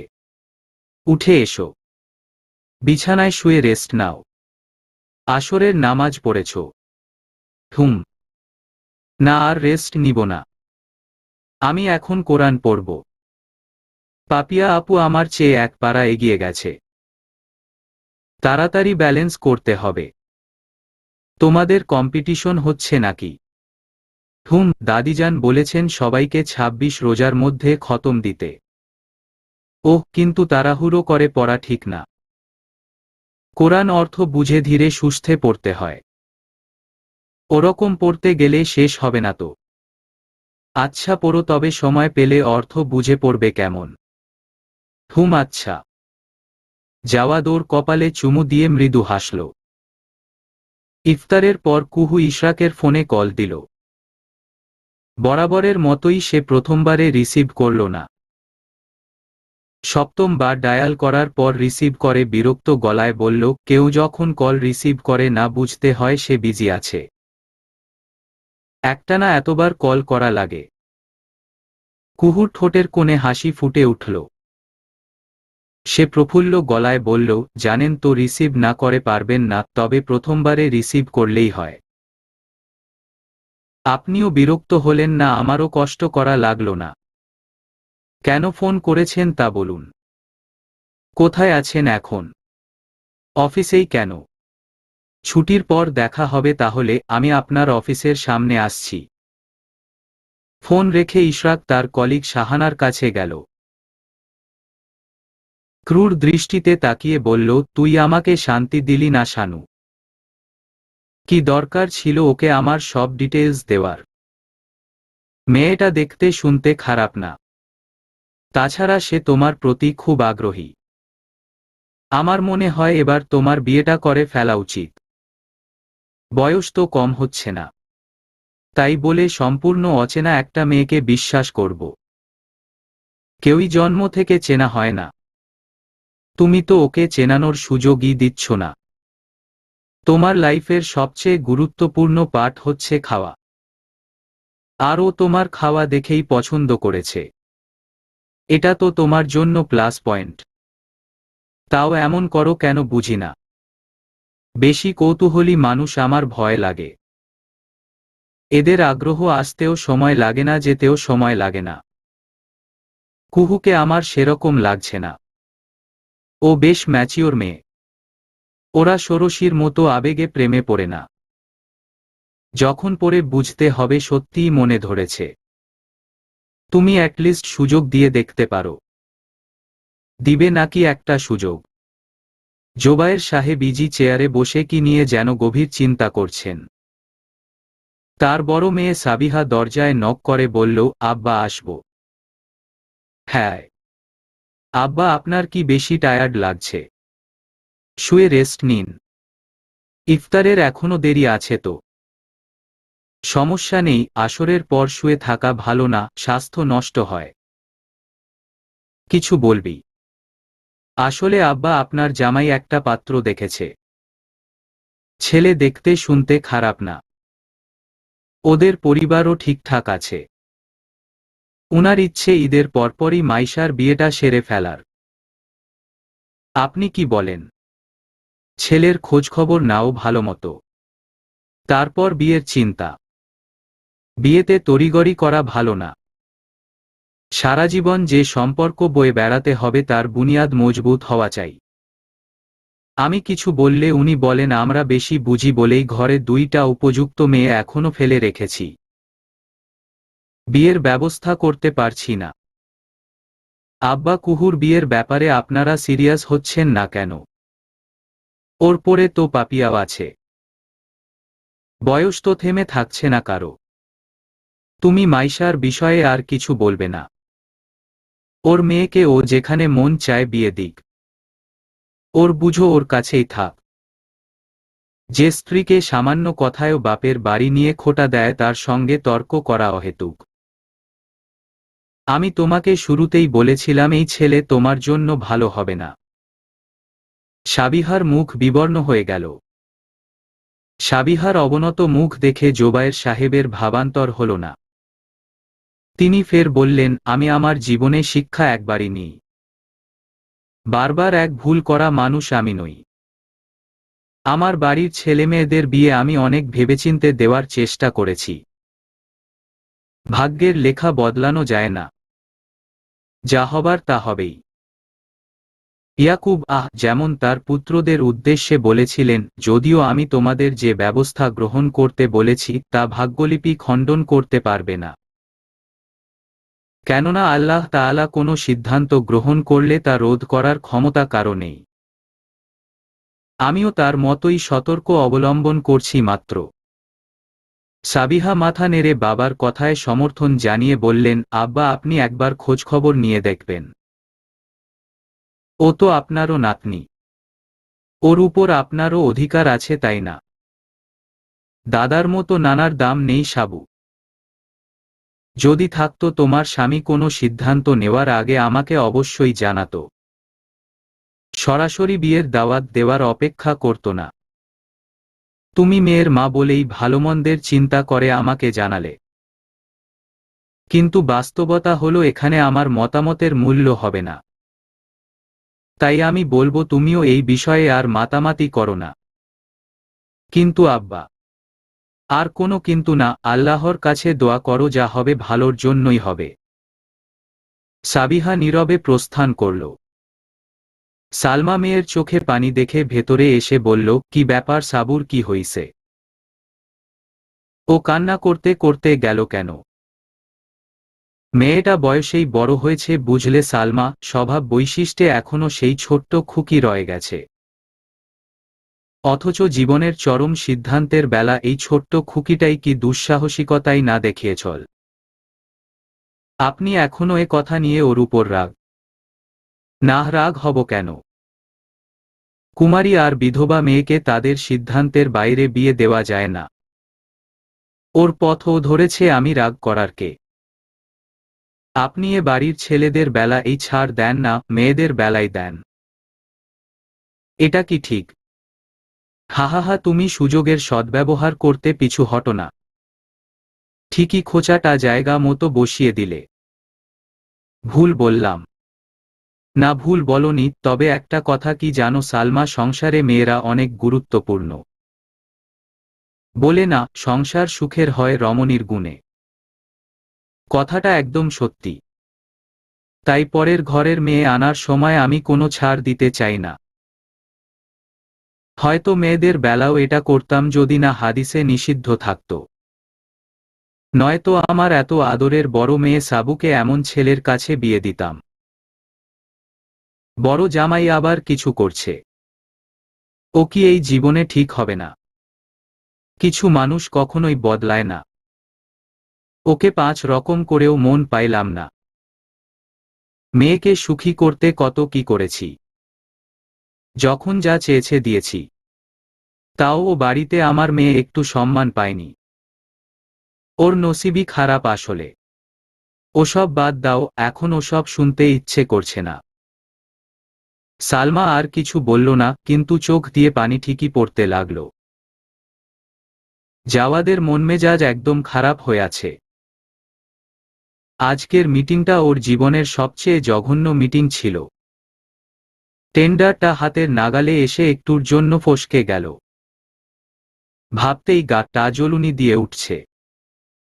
বিক্ষিপ্ত মেজাজ নিয়েই সে নিজেই গাড়ি নিয়ে বেরিয়ে এসেছে, রফিক বা সাম্যর অপেক্ষা করেনি। রাগটা আরো বাড়িয়ে দিতেই বুঝি রাস্তায় এত লম্বা জ্যাম বেঁধেছে। ইফতারটা না আজ রাস্তাতেই করা লাগে। কথা ছিল মিটিং সাকসেসফুল হলে ওখানেই সবার সঙ্গে ইফতার করবে, কিন্তু সেটা আর হলো না। এখন মাঝরাস্তায় গাড়িতে বসে থাকা ছাড়া আর উপায় নেই। ভাবি আজকে ভাইয়াও বাসায় ইফতার করবে না। না, আজকে বাসায় এত গেস্ট অথচ ঘরের ছেলেরাই নেই। ভাইয়াকে মিস করছো বুঝি? তা করছি একটু। চিন্তা করো না, সন্ধ্যায় চলে আসবে। রাহেলা দুলাই ভাইয়ের জন্য রুহাফজার মিল্ক শেক করেছিস? মেঝো ভাবি করছি তো। গোলাপ জল দিছোস? আইতেরি ভুইলাই গেছি, খারান এখনই দিতাছি। সাবা কাবাব বানানো শেষ? সেই কখন? আরোয়া তুই কি বানিয়েছিস দেখি? আমি সবচেয়ে কঠিন আইটেম করেছি আম্মু। তবে আমি শিওর খাওয়ার পর সবাই বলবা সেই হইছে। কি আইটেম শুনি? আমি ক্যারামেল পুডিং বানিয়েছি। সাবা আর রাহেলা ওর কথা শুনে ঠোঁট চেপে হাসতে লাগল। কোকেয়া ওর দিকে তাকিয়ে বলল, আমার বৌমাটা কি কঠিন রেসিপি না তৈরি করেছে? তোরা কেউ পারবি এত কঠিন রান্না করতে? সাবা হেসে মাথা নাড়াল। আরোয়া বলল, আম্মু দেখো, এটা বানানো এতটাও কঠিন না, ক্যারামেলটা ঠিকঠাক করতে পারলেই সব সহজ। হয়েছে বাবা, আমি বুঝেছি। এই কঠিন রান্না করার জন্য তোকে অনেক ধন্যবাদ। এখন চল সবাই, ইফতারের সময় হয়ে আসছে। সবাই ডাইনিং এ ইফতার সামনে নিয়ে মোনাজাত ধরেছে। এই মুহূর্তে রোজাদার যা দোয়া করে আল্লাহ তাআলা সেটা পূরণ করেন। তাই সবাই এই সময়টায় নিজেদের মনের যত ইচ্ছে আছে সব এই সময়টায় মোনাজাতে চেয়ে থাকে। সাবার অবশ্য একটাই চাওয়া, ওর কোল আলো করে একটা সন্তান আসুক। তার এই মোনাজাতে কোহিনূর সহ পরিবারের অনেক সদস্যই অংশীদার হয়। সবার চাওয়া এই একটা পয়েন্টে এসে ঠিকই মিলে যায়। জোবায়ের সাহেব নিজের পুরো পরিবারের দিকে চেয়ে মুচকি হাসেন। আর মনে মনে বলেন, ওদের সবাইকে মাফ করে দাও আল্লাহ। ওরা যেন মিলেমিশে সুখে শান্তিতে বাস করে। জাওয়াদ বাসায় ফিরেছে প্রায় 2 ঘন্টা পর। রাস্তায় পানি আর বিস্কিট দিয়ে রোজা ভেঙেছে। কথায় বলে যেদিন খারাপ হয় সব দিকেই হয়। বাসায় ঢুকে সবাইকে হাসি ঠাট্টা করতে দেখে ওর মন আরো ক্ষিপ্ত হয়। এদের এত হেহে হিহি আসে কোত্থেকে কে জানে।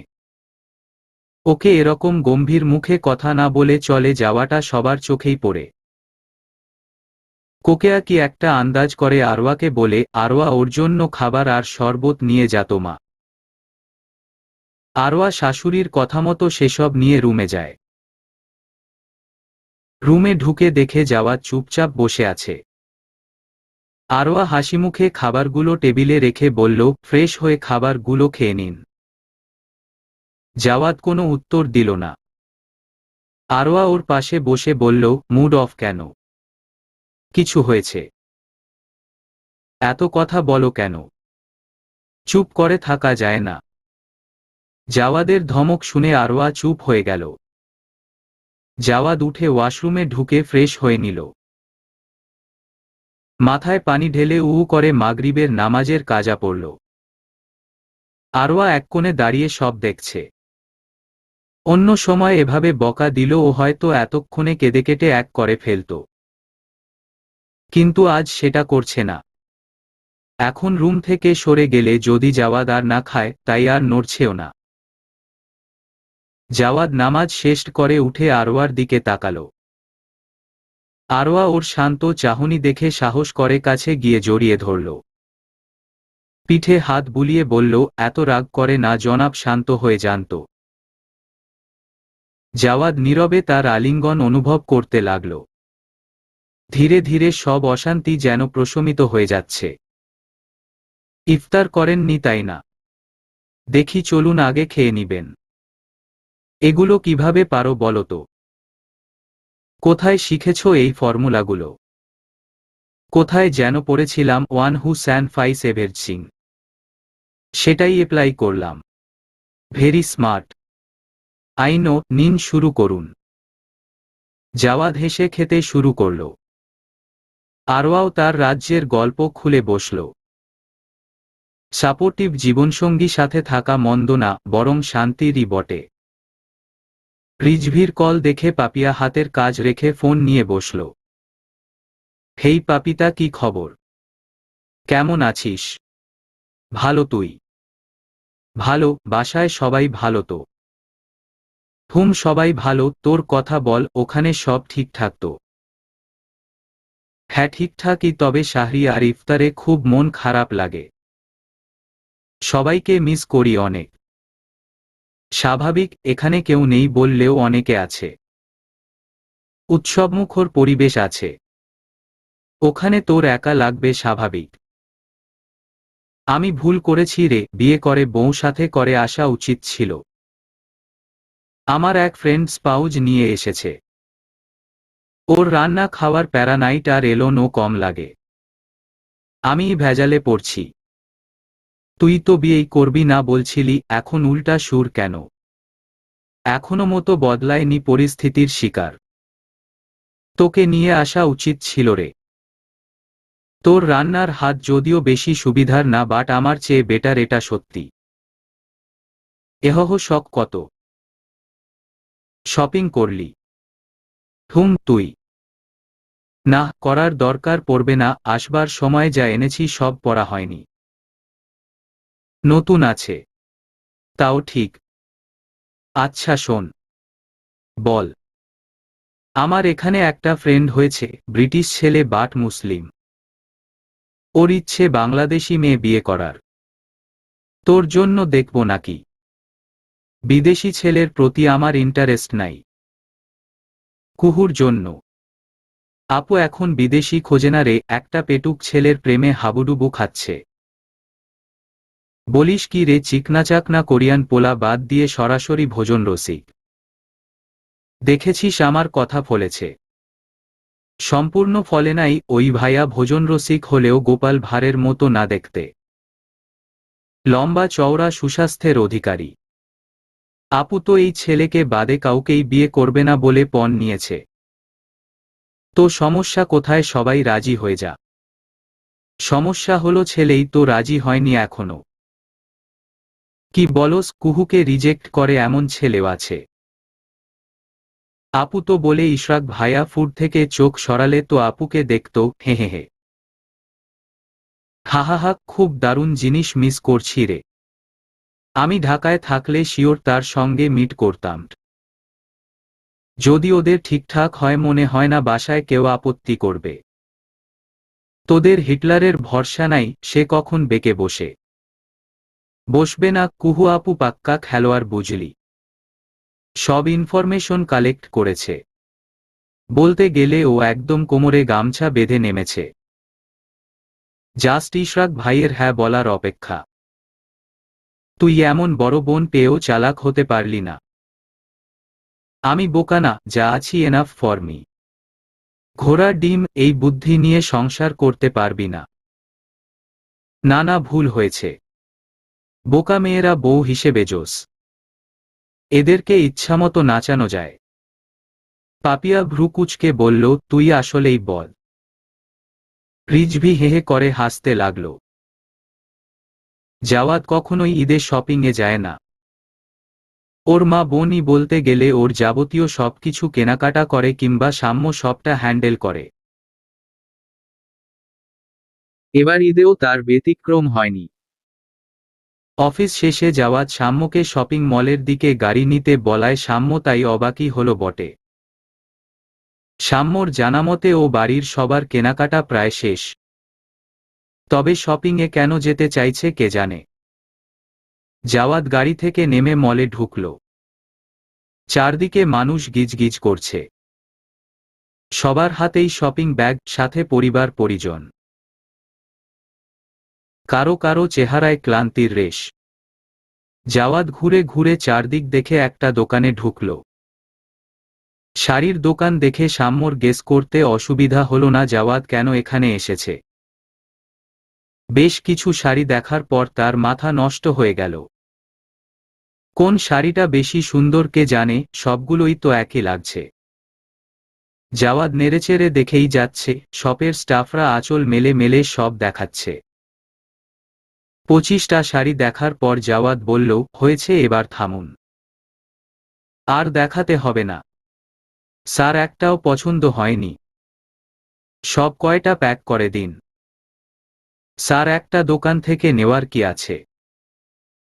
আরও কয়েকটা দোকান ঘুরে দেখি, ভালো কালেকশন থাকতে পারে। ওরা সবাই এরকম পরে পরে দেখাবে। দরকার নেই তাহলে, ইটস লুকিং সো উইয়ার্ড। এর চেয়ে এক দোকান থেকে সব নিয়ে যাই, এটাই শর্টকাট। Okay sir. শোনো, এখান থেকে 12টা শাড়ি সেপারেট করো। দাদিদের জন্য 2টা সিলেক্ট করো। আর বাকি 10টা অন্য সদস্যদের জন্য। বাকি সবগুলো আরওয়ার জন্য। আপনি চেঞ্জ হয়ে গেছেন স্যার। Positive change. ওদেরকে প্যাক করতে বলে জাওয়াদ দোকানের বাইরে এসে দাঁড়ালো। একটা ড্রেস এর উপর তার চোখ আটকেছে। এই ড্রেসটায় আরওয়াকে দারুণ মানাবে বলেই মনে হচ্ছে। সে আর 2বার ভাবল না, ড্রেসটাও নিয়ে নিল।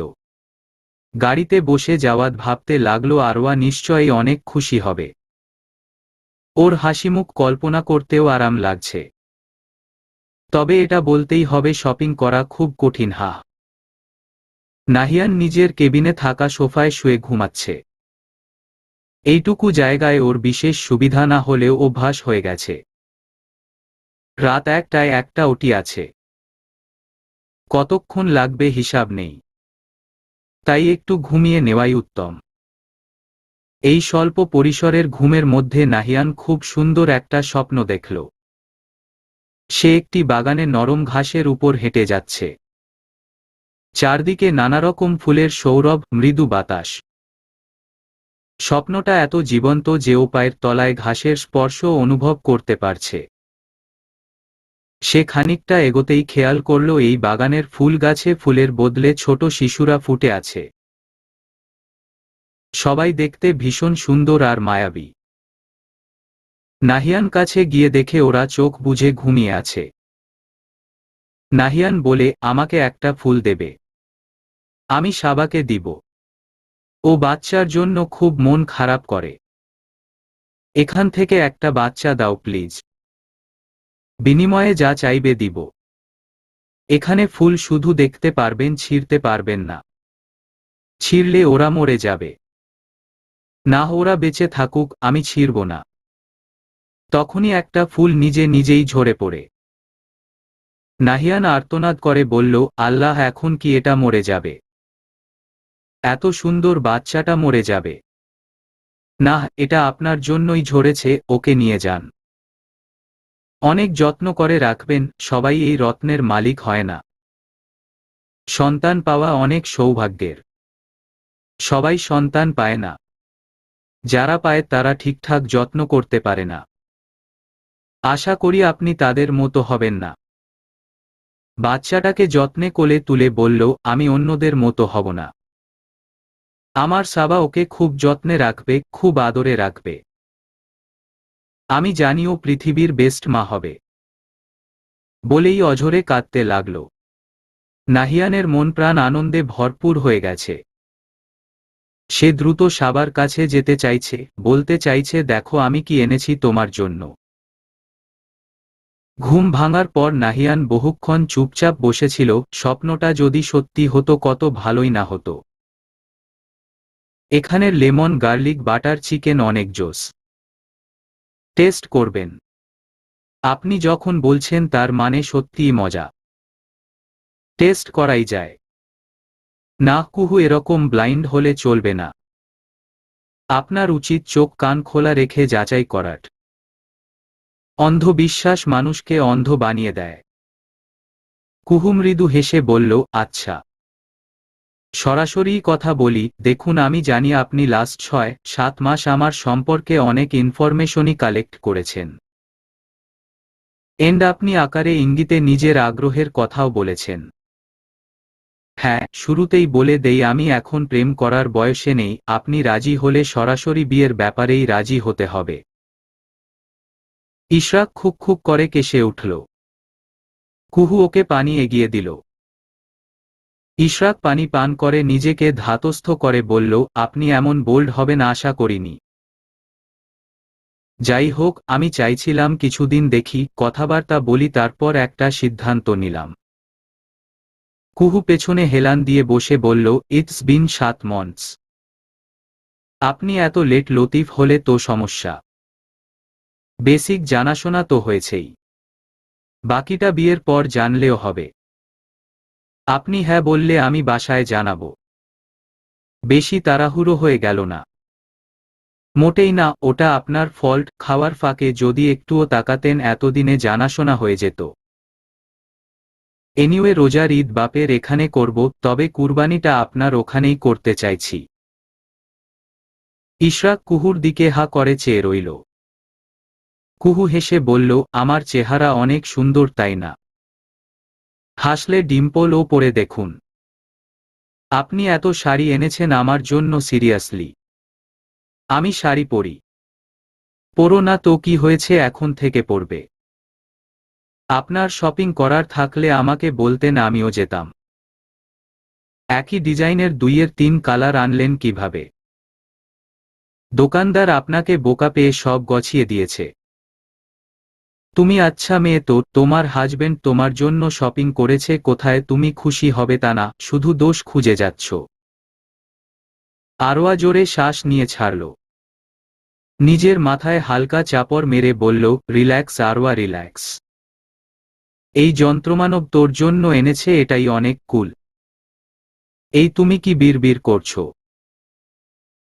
কিছু না, থ্যাঙ্কস ডিয়ার হাবি, এত ভারী ভারী শাড়ি কিনে আনার জন্য। আপনার পছন্দ লাজবাব। এই তো গুড গার্ল। আপনি আপনার ব্যস্ততা একপাশে রেখে আমার জন্য সময় বের করেছেন, এতেই আমি অনেক হ্যাপি। রিওয়ার্ড দাও। আরোয়া ওর গালে চুমু এঁকে দিতেই জাওয়াদের ঠোঁটের কোণে হাসি ফুটে উঠল। আরোয়া শোনো। হুম। তুমি কি টায়ার্ড? না, কেন? জাওয়াদ নিজের আঙুলের ভাঁজে আরওয়ার আঙুল গলিয়ে গাঢ় গলায় বলল, আমি তোমাকে গভীরভাবে অনুভব করতে চাই। লজ্জায় আরওয়ার মুখ লাল হয়ে গেল। চিবুক নামিয়ে মাথা নেড়ে সম্মতি দিতেই জাওয়াদ তাকে কোলে তুলে বলল, তোমাকে অনেক ধন্যবাদ আরওয়া, আমার জীবনে থেকে যাওয়ার জন্য। প্রতিবার এটা বলতে হয় আপনার? এটা না বললে কি চলে না? কৃতজ্ঞতা প্রকাশে কিপটামি করা ঠিক না। আমি জানি আমি তোমার সঙ্গে যা করেছি তা অন্যায় ছিল। ওই একটা বিশেষ রাত নষ্টের খেসারত হয়তো আজীবনেও পরিশোধ হবে না। আরোয়া ওর ঘাড় টেনে একদম কাছে এনে বলল, আমি অতীত বা ভবিষ্যৎ নিয়ে ভাবতে ইচ্ছুক না। আমি বর্তমানে বাঁচি, মন প্রাণ উজাড় করে বাঁচি। আপনিও সেটা করুন না। জাওয়াদ ওর কপালে গভীর চুমু খেয়ে বলল, I will try my best.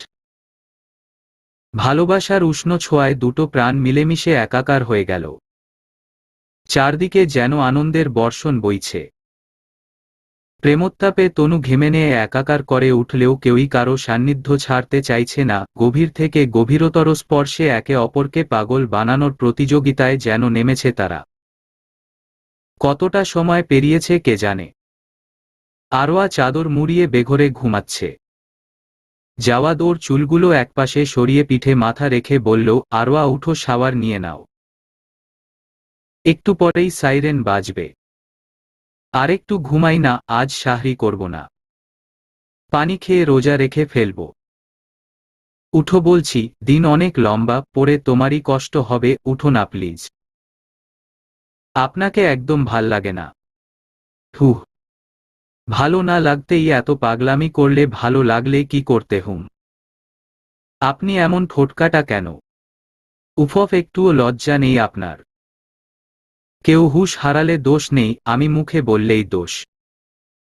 থামুন তো, আমি উঠে গেছি, আর বলতে হবে না। জাওয়াদ হাসতে লাগল। ইউকে আসার পর রিজভি পাপিয়াকে সবচেয়ে বেশি মিস করে। যেখানেই কোনো ফ্রেন্ডস গ্রুপ দেখে ওর পাপিয়ার কথাই মনে পড়ে।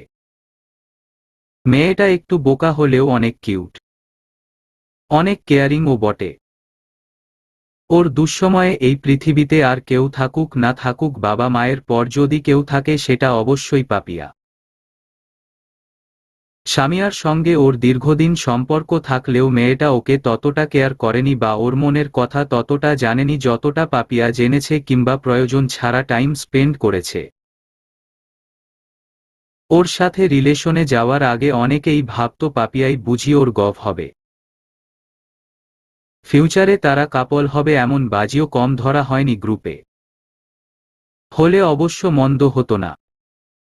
কিন্তু সত্যি বলতে রিজভি কখনো চায়নি এত সুন্দর একটা ফ্রেন্ডশিপ ভিন্ন নামে রূপান্তরিত হোক। বন্ধুত্ব থেকে প্রেমে গড়ানো সম্পর্কে শেষ পর্যন্ত কিছুই যদি না থাকে, কেবল প্রেমিকা না বন্ধুও হারায়। তাই রিজভি সবসময় একটা লাইন এঁকে রেখেছিল। দূর দেশে এসে ওর মনে প্রাণে একটাই রিয়েলাইজেশন এসেছে, পাপিয়াকে চুজ না করা ওর জীবনের সবচেয়ে বড় ভুল ছিল। তবে এবার সে আর ভুল করবে না। পাপিয়ার সঙ্গেই বাকিটা জীবন কাটাবে। কিন্তু এটা বললে পাপিয়া যদি ওকে ভুল বুঝে, কিংবা এই ভেবে বসে গফ পালানোতে ঠেকায় পড়ে ওকে চাইছে, এটা সাময়িক মোহ। তবে সে নিজেকে মুখ দেখাতে পারবে। রিজভি মনের সঙ্গে লড়াই করতে করতে হাঁপিয়ে উঠে। না, আপাতত শান্ত থাকাই শ্রেয়। আরও কটা দিন যাক, তারপর না হয় কিছু একটা ভাবা যাবে। নাহিয়ান বিরিয়ানি খেতে খেতে বসার ঘরে ঢুকল, সাবার পাশে বসে বলল, আহারে বেচারি, দু হাত ভর্তি মেহেদি দিয়ে বসে আছে, এখন চাইলেও এত মজার বিরিয়ানি খেতে পারবে না। তোমার খাওয়া তুমি খাও না, আমি কি বলেছি আমি এখন খাবো? রাত প্রায় 12টা বাজে, এখন না খেলে কখন খাবে? এক রাত না খেলে কিছু হয় না। এখন না 5 মিনিটে রং হয়, তোমার মেহেদি দেখি শুকালোই না। অর্গানিক মেহেদি দিয়েছি, সারা রাত রাখলে অনেক রং হবে। তোমার হাতে এমনিতেও রং বেশি হবে। যাই হোক, দেখি হা করো, আমি আবার এত নির্দয় নই বউকে উপোস ফেলে একা একা খাবো। তুই যে ডাইনিং ছেড়ে কেন এখানে খেতে এসেছি সে আমরা সবাই আগে থেকেই জানি। এত নাটক করার কি দরকার বুঝি না। ও তুই বুঝবিও না শাকচুন্নি, সারাক্ষণ তো নাক উঁচু করে ঘুরিস, কোথায় কার ব্যাপারে নাক গলানো যায় সেই খোঁজে। আমার নাক খাড়া বলে তোর সবসময়ই বেশি জলে, হিংসুক একটা। ঈশ্বর, যেই না নাকত। এই তুমি থামবে? কেন রাগাচ্ছ ওকে? তুমিই বলো, আমি কি ওকে কিছু বলেছিলাম? ও নিজেই তো আমাদের কথার মাঝে ঢুকল। হে আল্লাহ, এই জাদ্রেল মেয়ের এটাই যেন এ বাড়িতে শেষ ঈদ হয়। আগামী বছর ও যেন শ্বশুরবাড়ি থাকে, আমিন। আগামী বছর পর্যন্ত অপেক্ষা করছিস কেন? বল যে কোরবানির আগেই যেন চলে যাই। শাওয়াল মাসে হলে তো আরো জোস। কোন হাবলারে ফাঁদে ফেললি? তোরে বলবো কেন? তুই তো পারলে আমার বাড়া ভাতে ছাই দিবি, তোরে কিছুতেই বলবো না।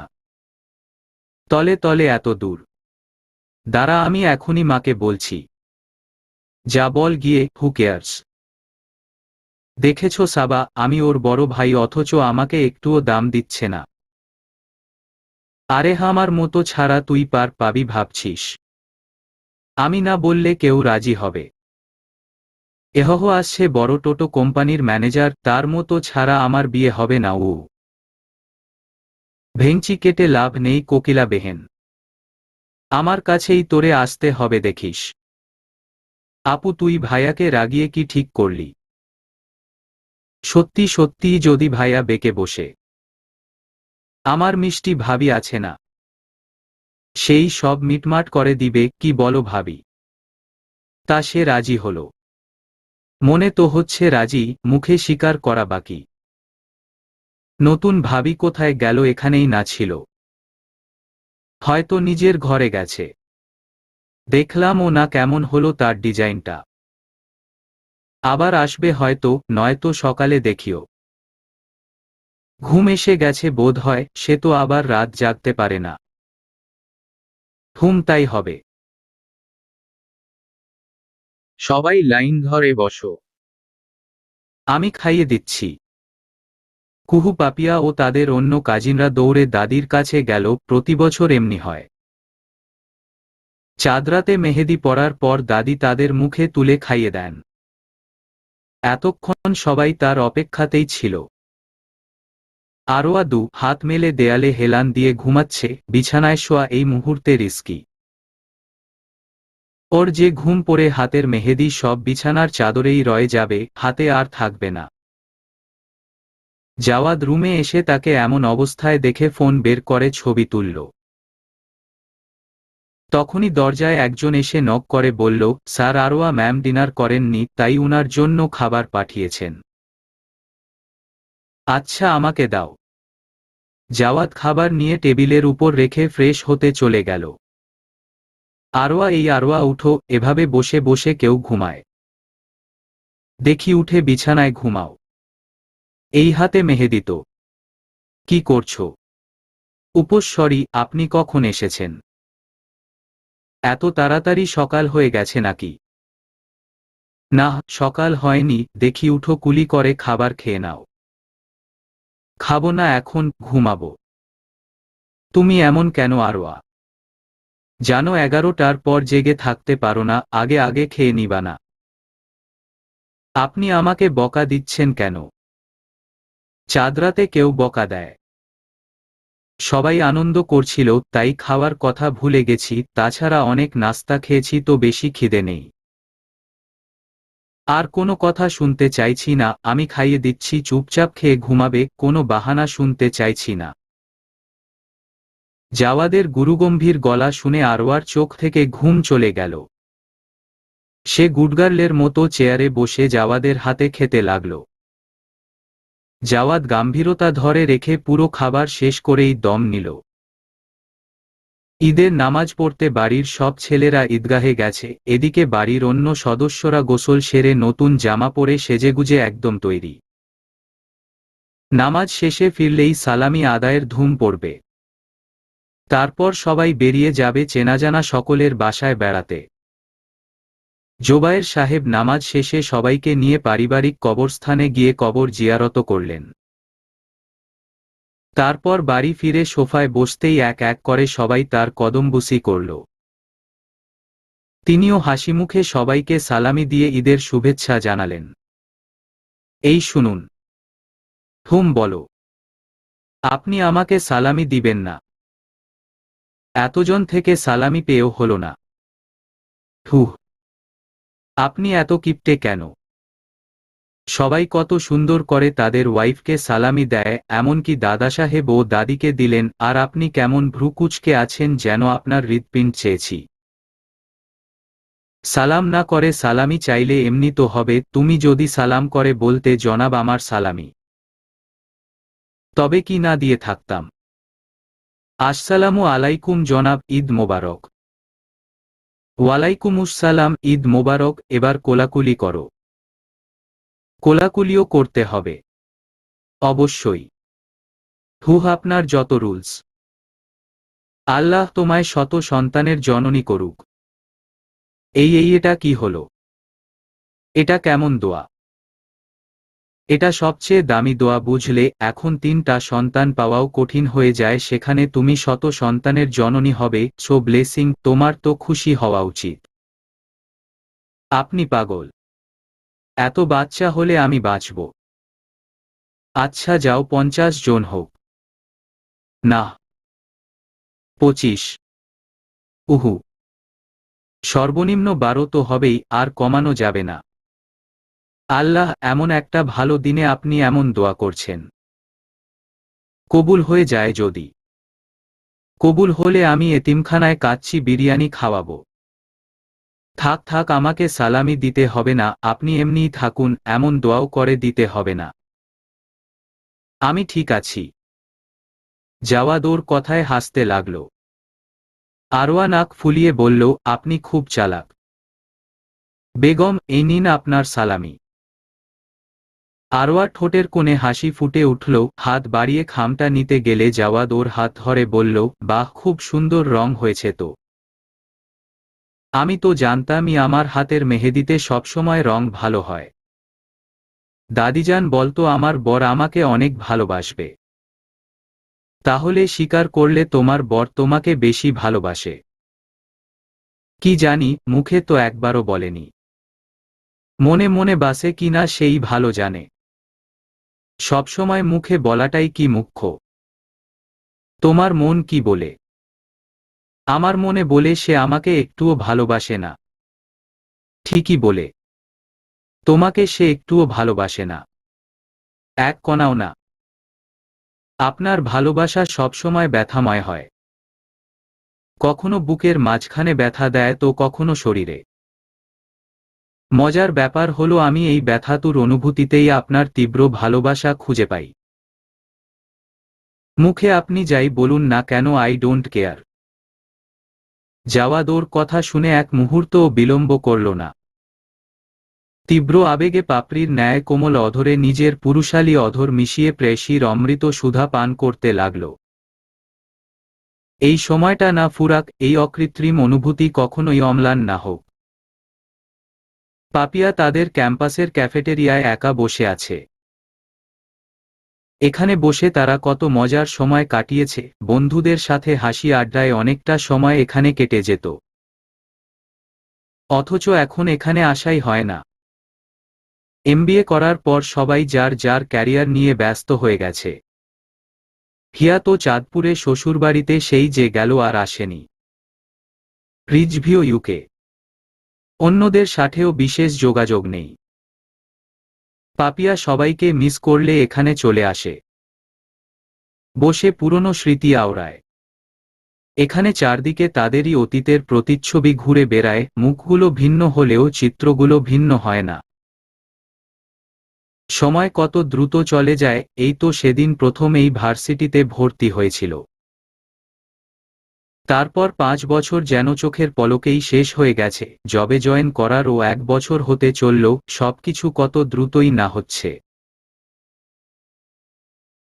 পাপিয়া কফিতে শেষ চুমুক দিয়ে উঠার জন্য প্রস্তুত হতেই পাশের টেবিল থেকে ভেসে, দোস্ত তুই না আমার পরাণের দোস্ত, বিশ্বাস কর আমি আগামী মাসে পকেট মানি পাওয়া মাত্রই ফেরত দিয়ে দিমু, মানসম্মান বাঁচা। তুই সবসময় এমন করস, এই পঙ্গপালদেরকে না খাওয়ালে তোর ইজ্জত যায় কেন? যত্ত সব। পাপিয়ার ঠোঁটের কোণে হাসি ফুটে উঠে। রিজভি, কই রে তুই? তোকে অনেক মিস করি। কুহু পার্কের বেঞ্চিতে বসে আইসক্রিম খাচ্ছে, ওর পাশে ইশরাক বসা, আপাতত সে নিজের আইসক্রিম খাওয়া বাদ দিয়ে কুহুর দিকে তাকিয়ে আছে। কুহু ওর দিকে না তাকিয়েই বলল, এমন হাবলুর মতো চেয়ে থেকো না যে টেম্পারেচার তোমার আইসক্রিম গলে পড়বে। তুমি এমন গা হিম করা নিউজ বলে চুপচাপ আইসক্রিম খাচ্ছ কিভাবে? লোহাকে লোহা কাটে জানো, তেমনি ঠান্ডা ঠান্ডাকে কাটে, সিম্পল। লজিক আছে। তোমরা বাসায় আসবে কবে? আপু ঢাকায় আসলেই। আপু ঢাকায় আসবে কবে? বলেছে তো এই মাসে আসবে, দেখি। শোনো, আমার যদি অন্য অন্য কোথাও বিয়ে ফিক্সড হয়ে যায়, ভেবো না আমি কেঁদে কেটে বালিশ ভেজাবো, সরাসরি তোমায় খুতারা চিহ্ন ন করে ফেলবো, মাথায় রেখো। এখানে আমার অপরাধ কি? আমাকে খুন করবে কেন? তোমার অপরাধ নেই বলছো? আমি সেই কবে তোমাকে বলেছিলাম বাসায় আসো, কথাবার্তা আগাও, কিন্তু না, তোমার আরো সময় চাই। তোমার সময় হতে হতে আমার চুল সব সাদা হয়ে যাবে, তবুও তোমার সময় হবে না।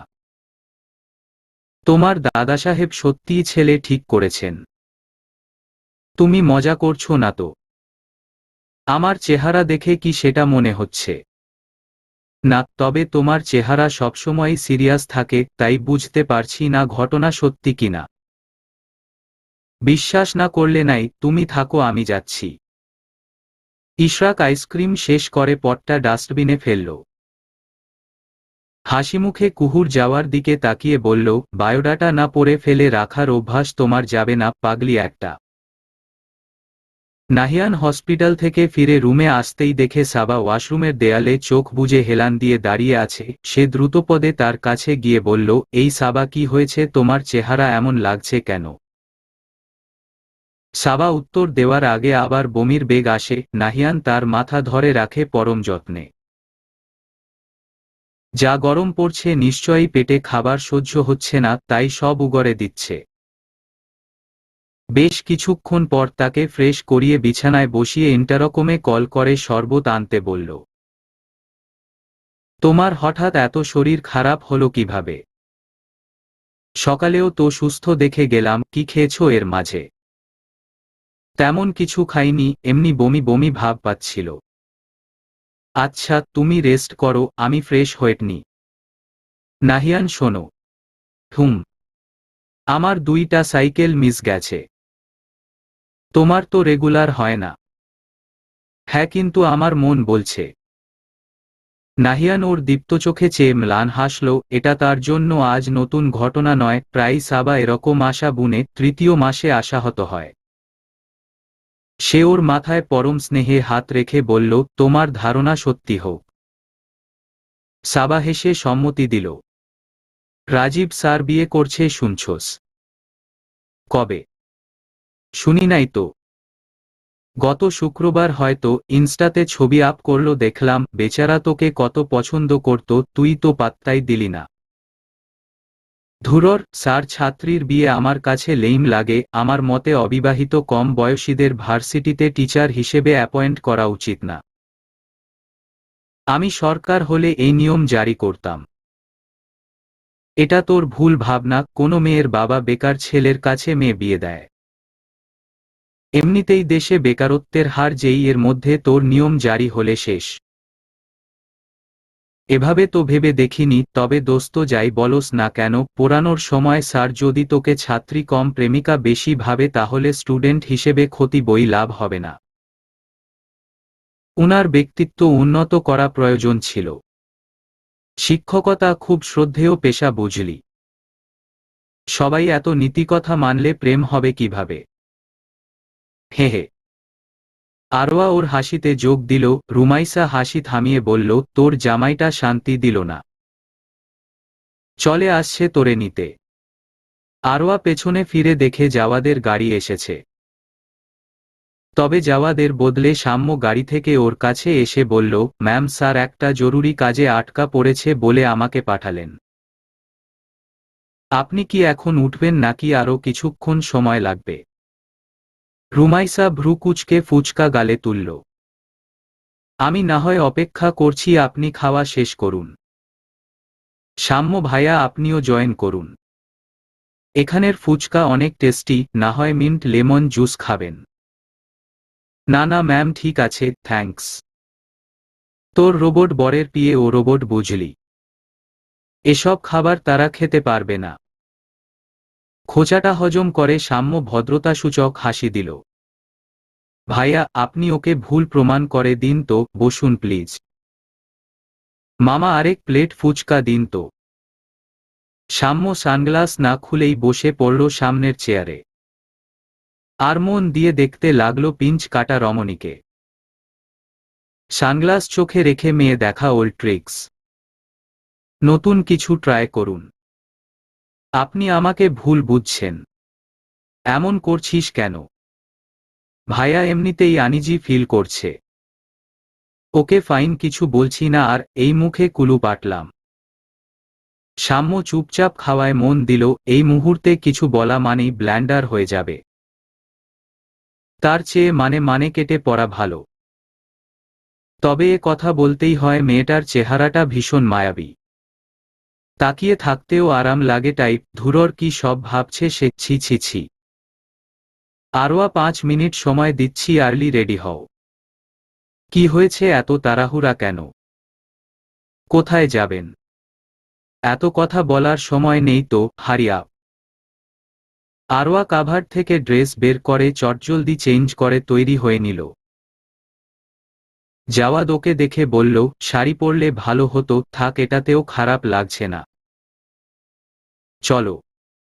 এখন তো বলুন কোথায় যাচ্ছি? আমার এক ফ্রেন্ডের বিয়ে আজকে, আমি একদম ভুলে গেছি। যদি অ্যাটেন্ড না করি আমাকে ও মেরাই ফেলবে। তোমাকে নিয়ে গেলে বলতে পারবো বউ মেকআপ করতে টাইম লেগেছে তাই লেট হলো। আপনি এত শেয়ানা। বউয়ের নাম দিয়ে নিজের দোষ লুকাবেন।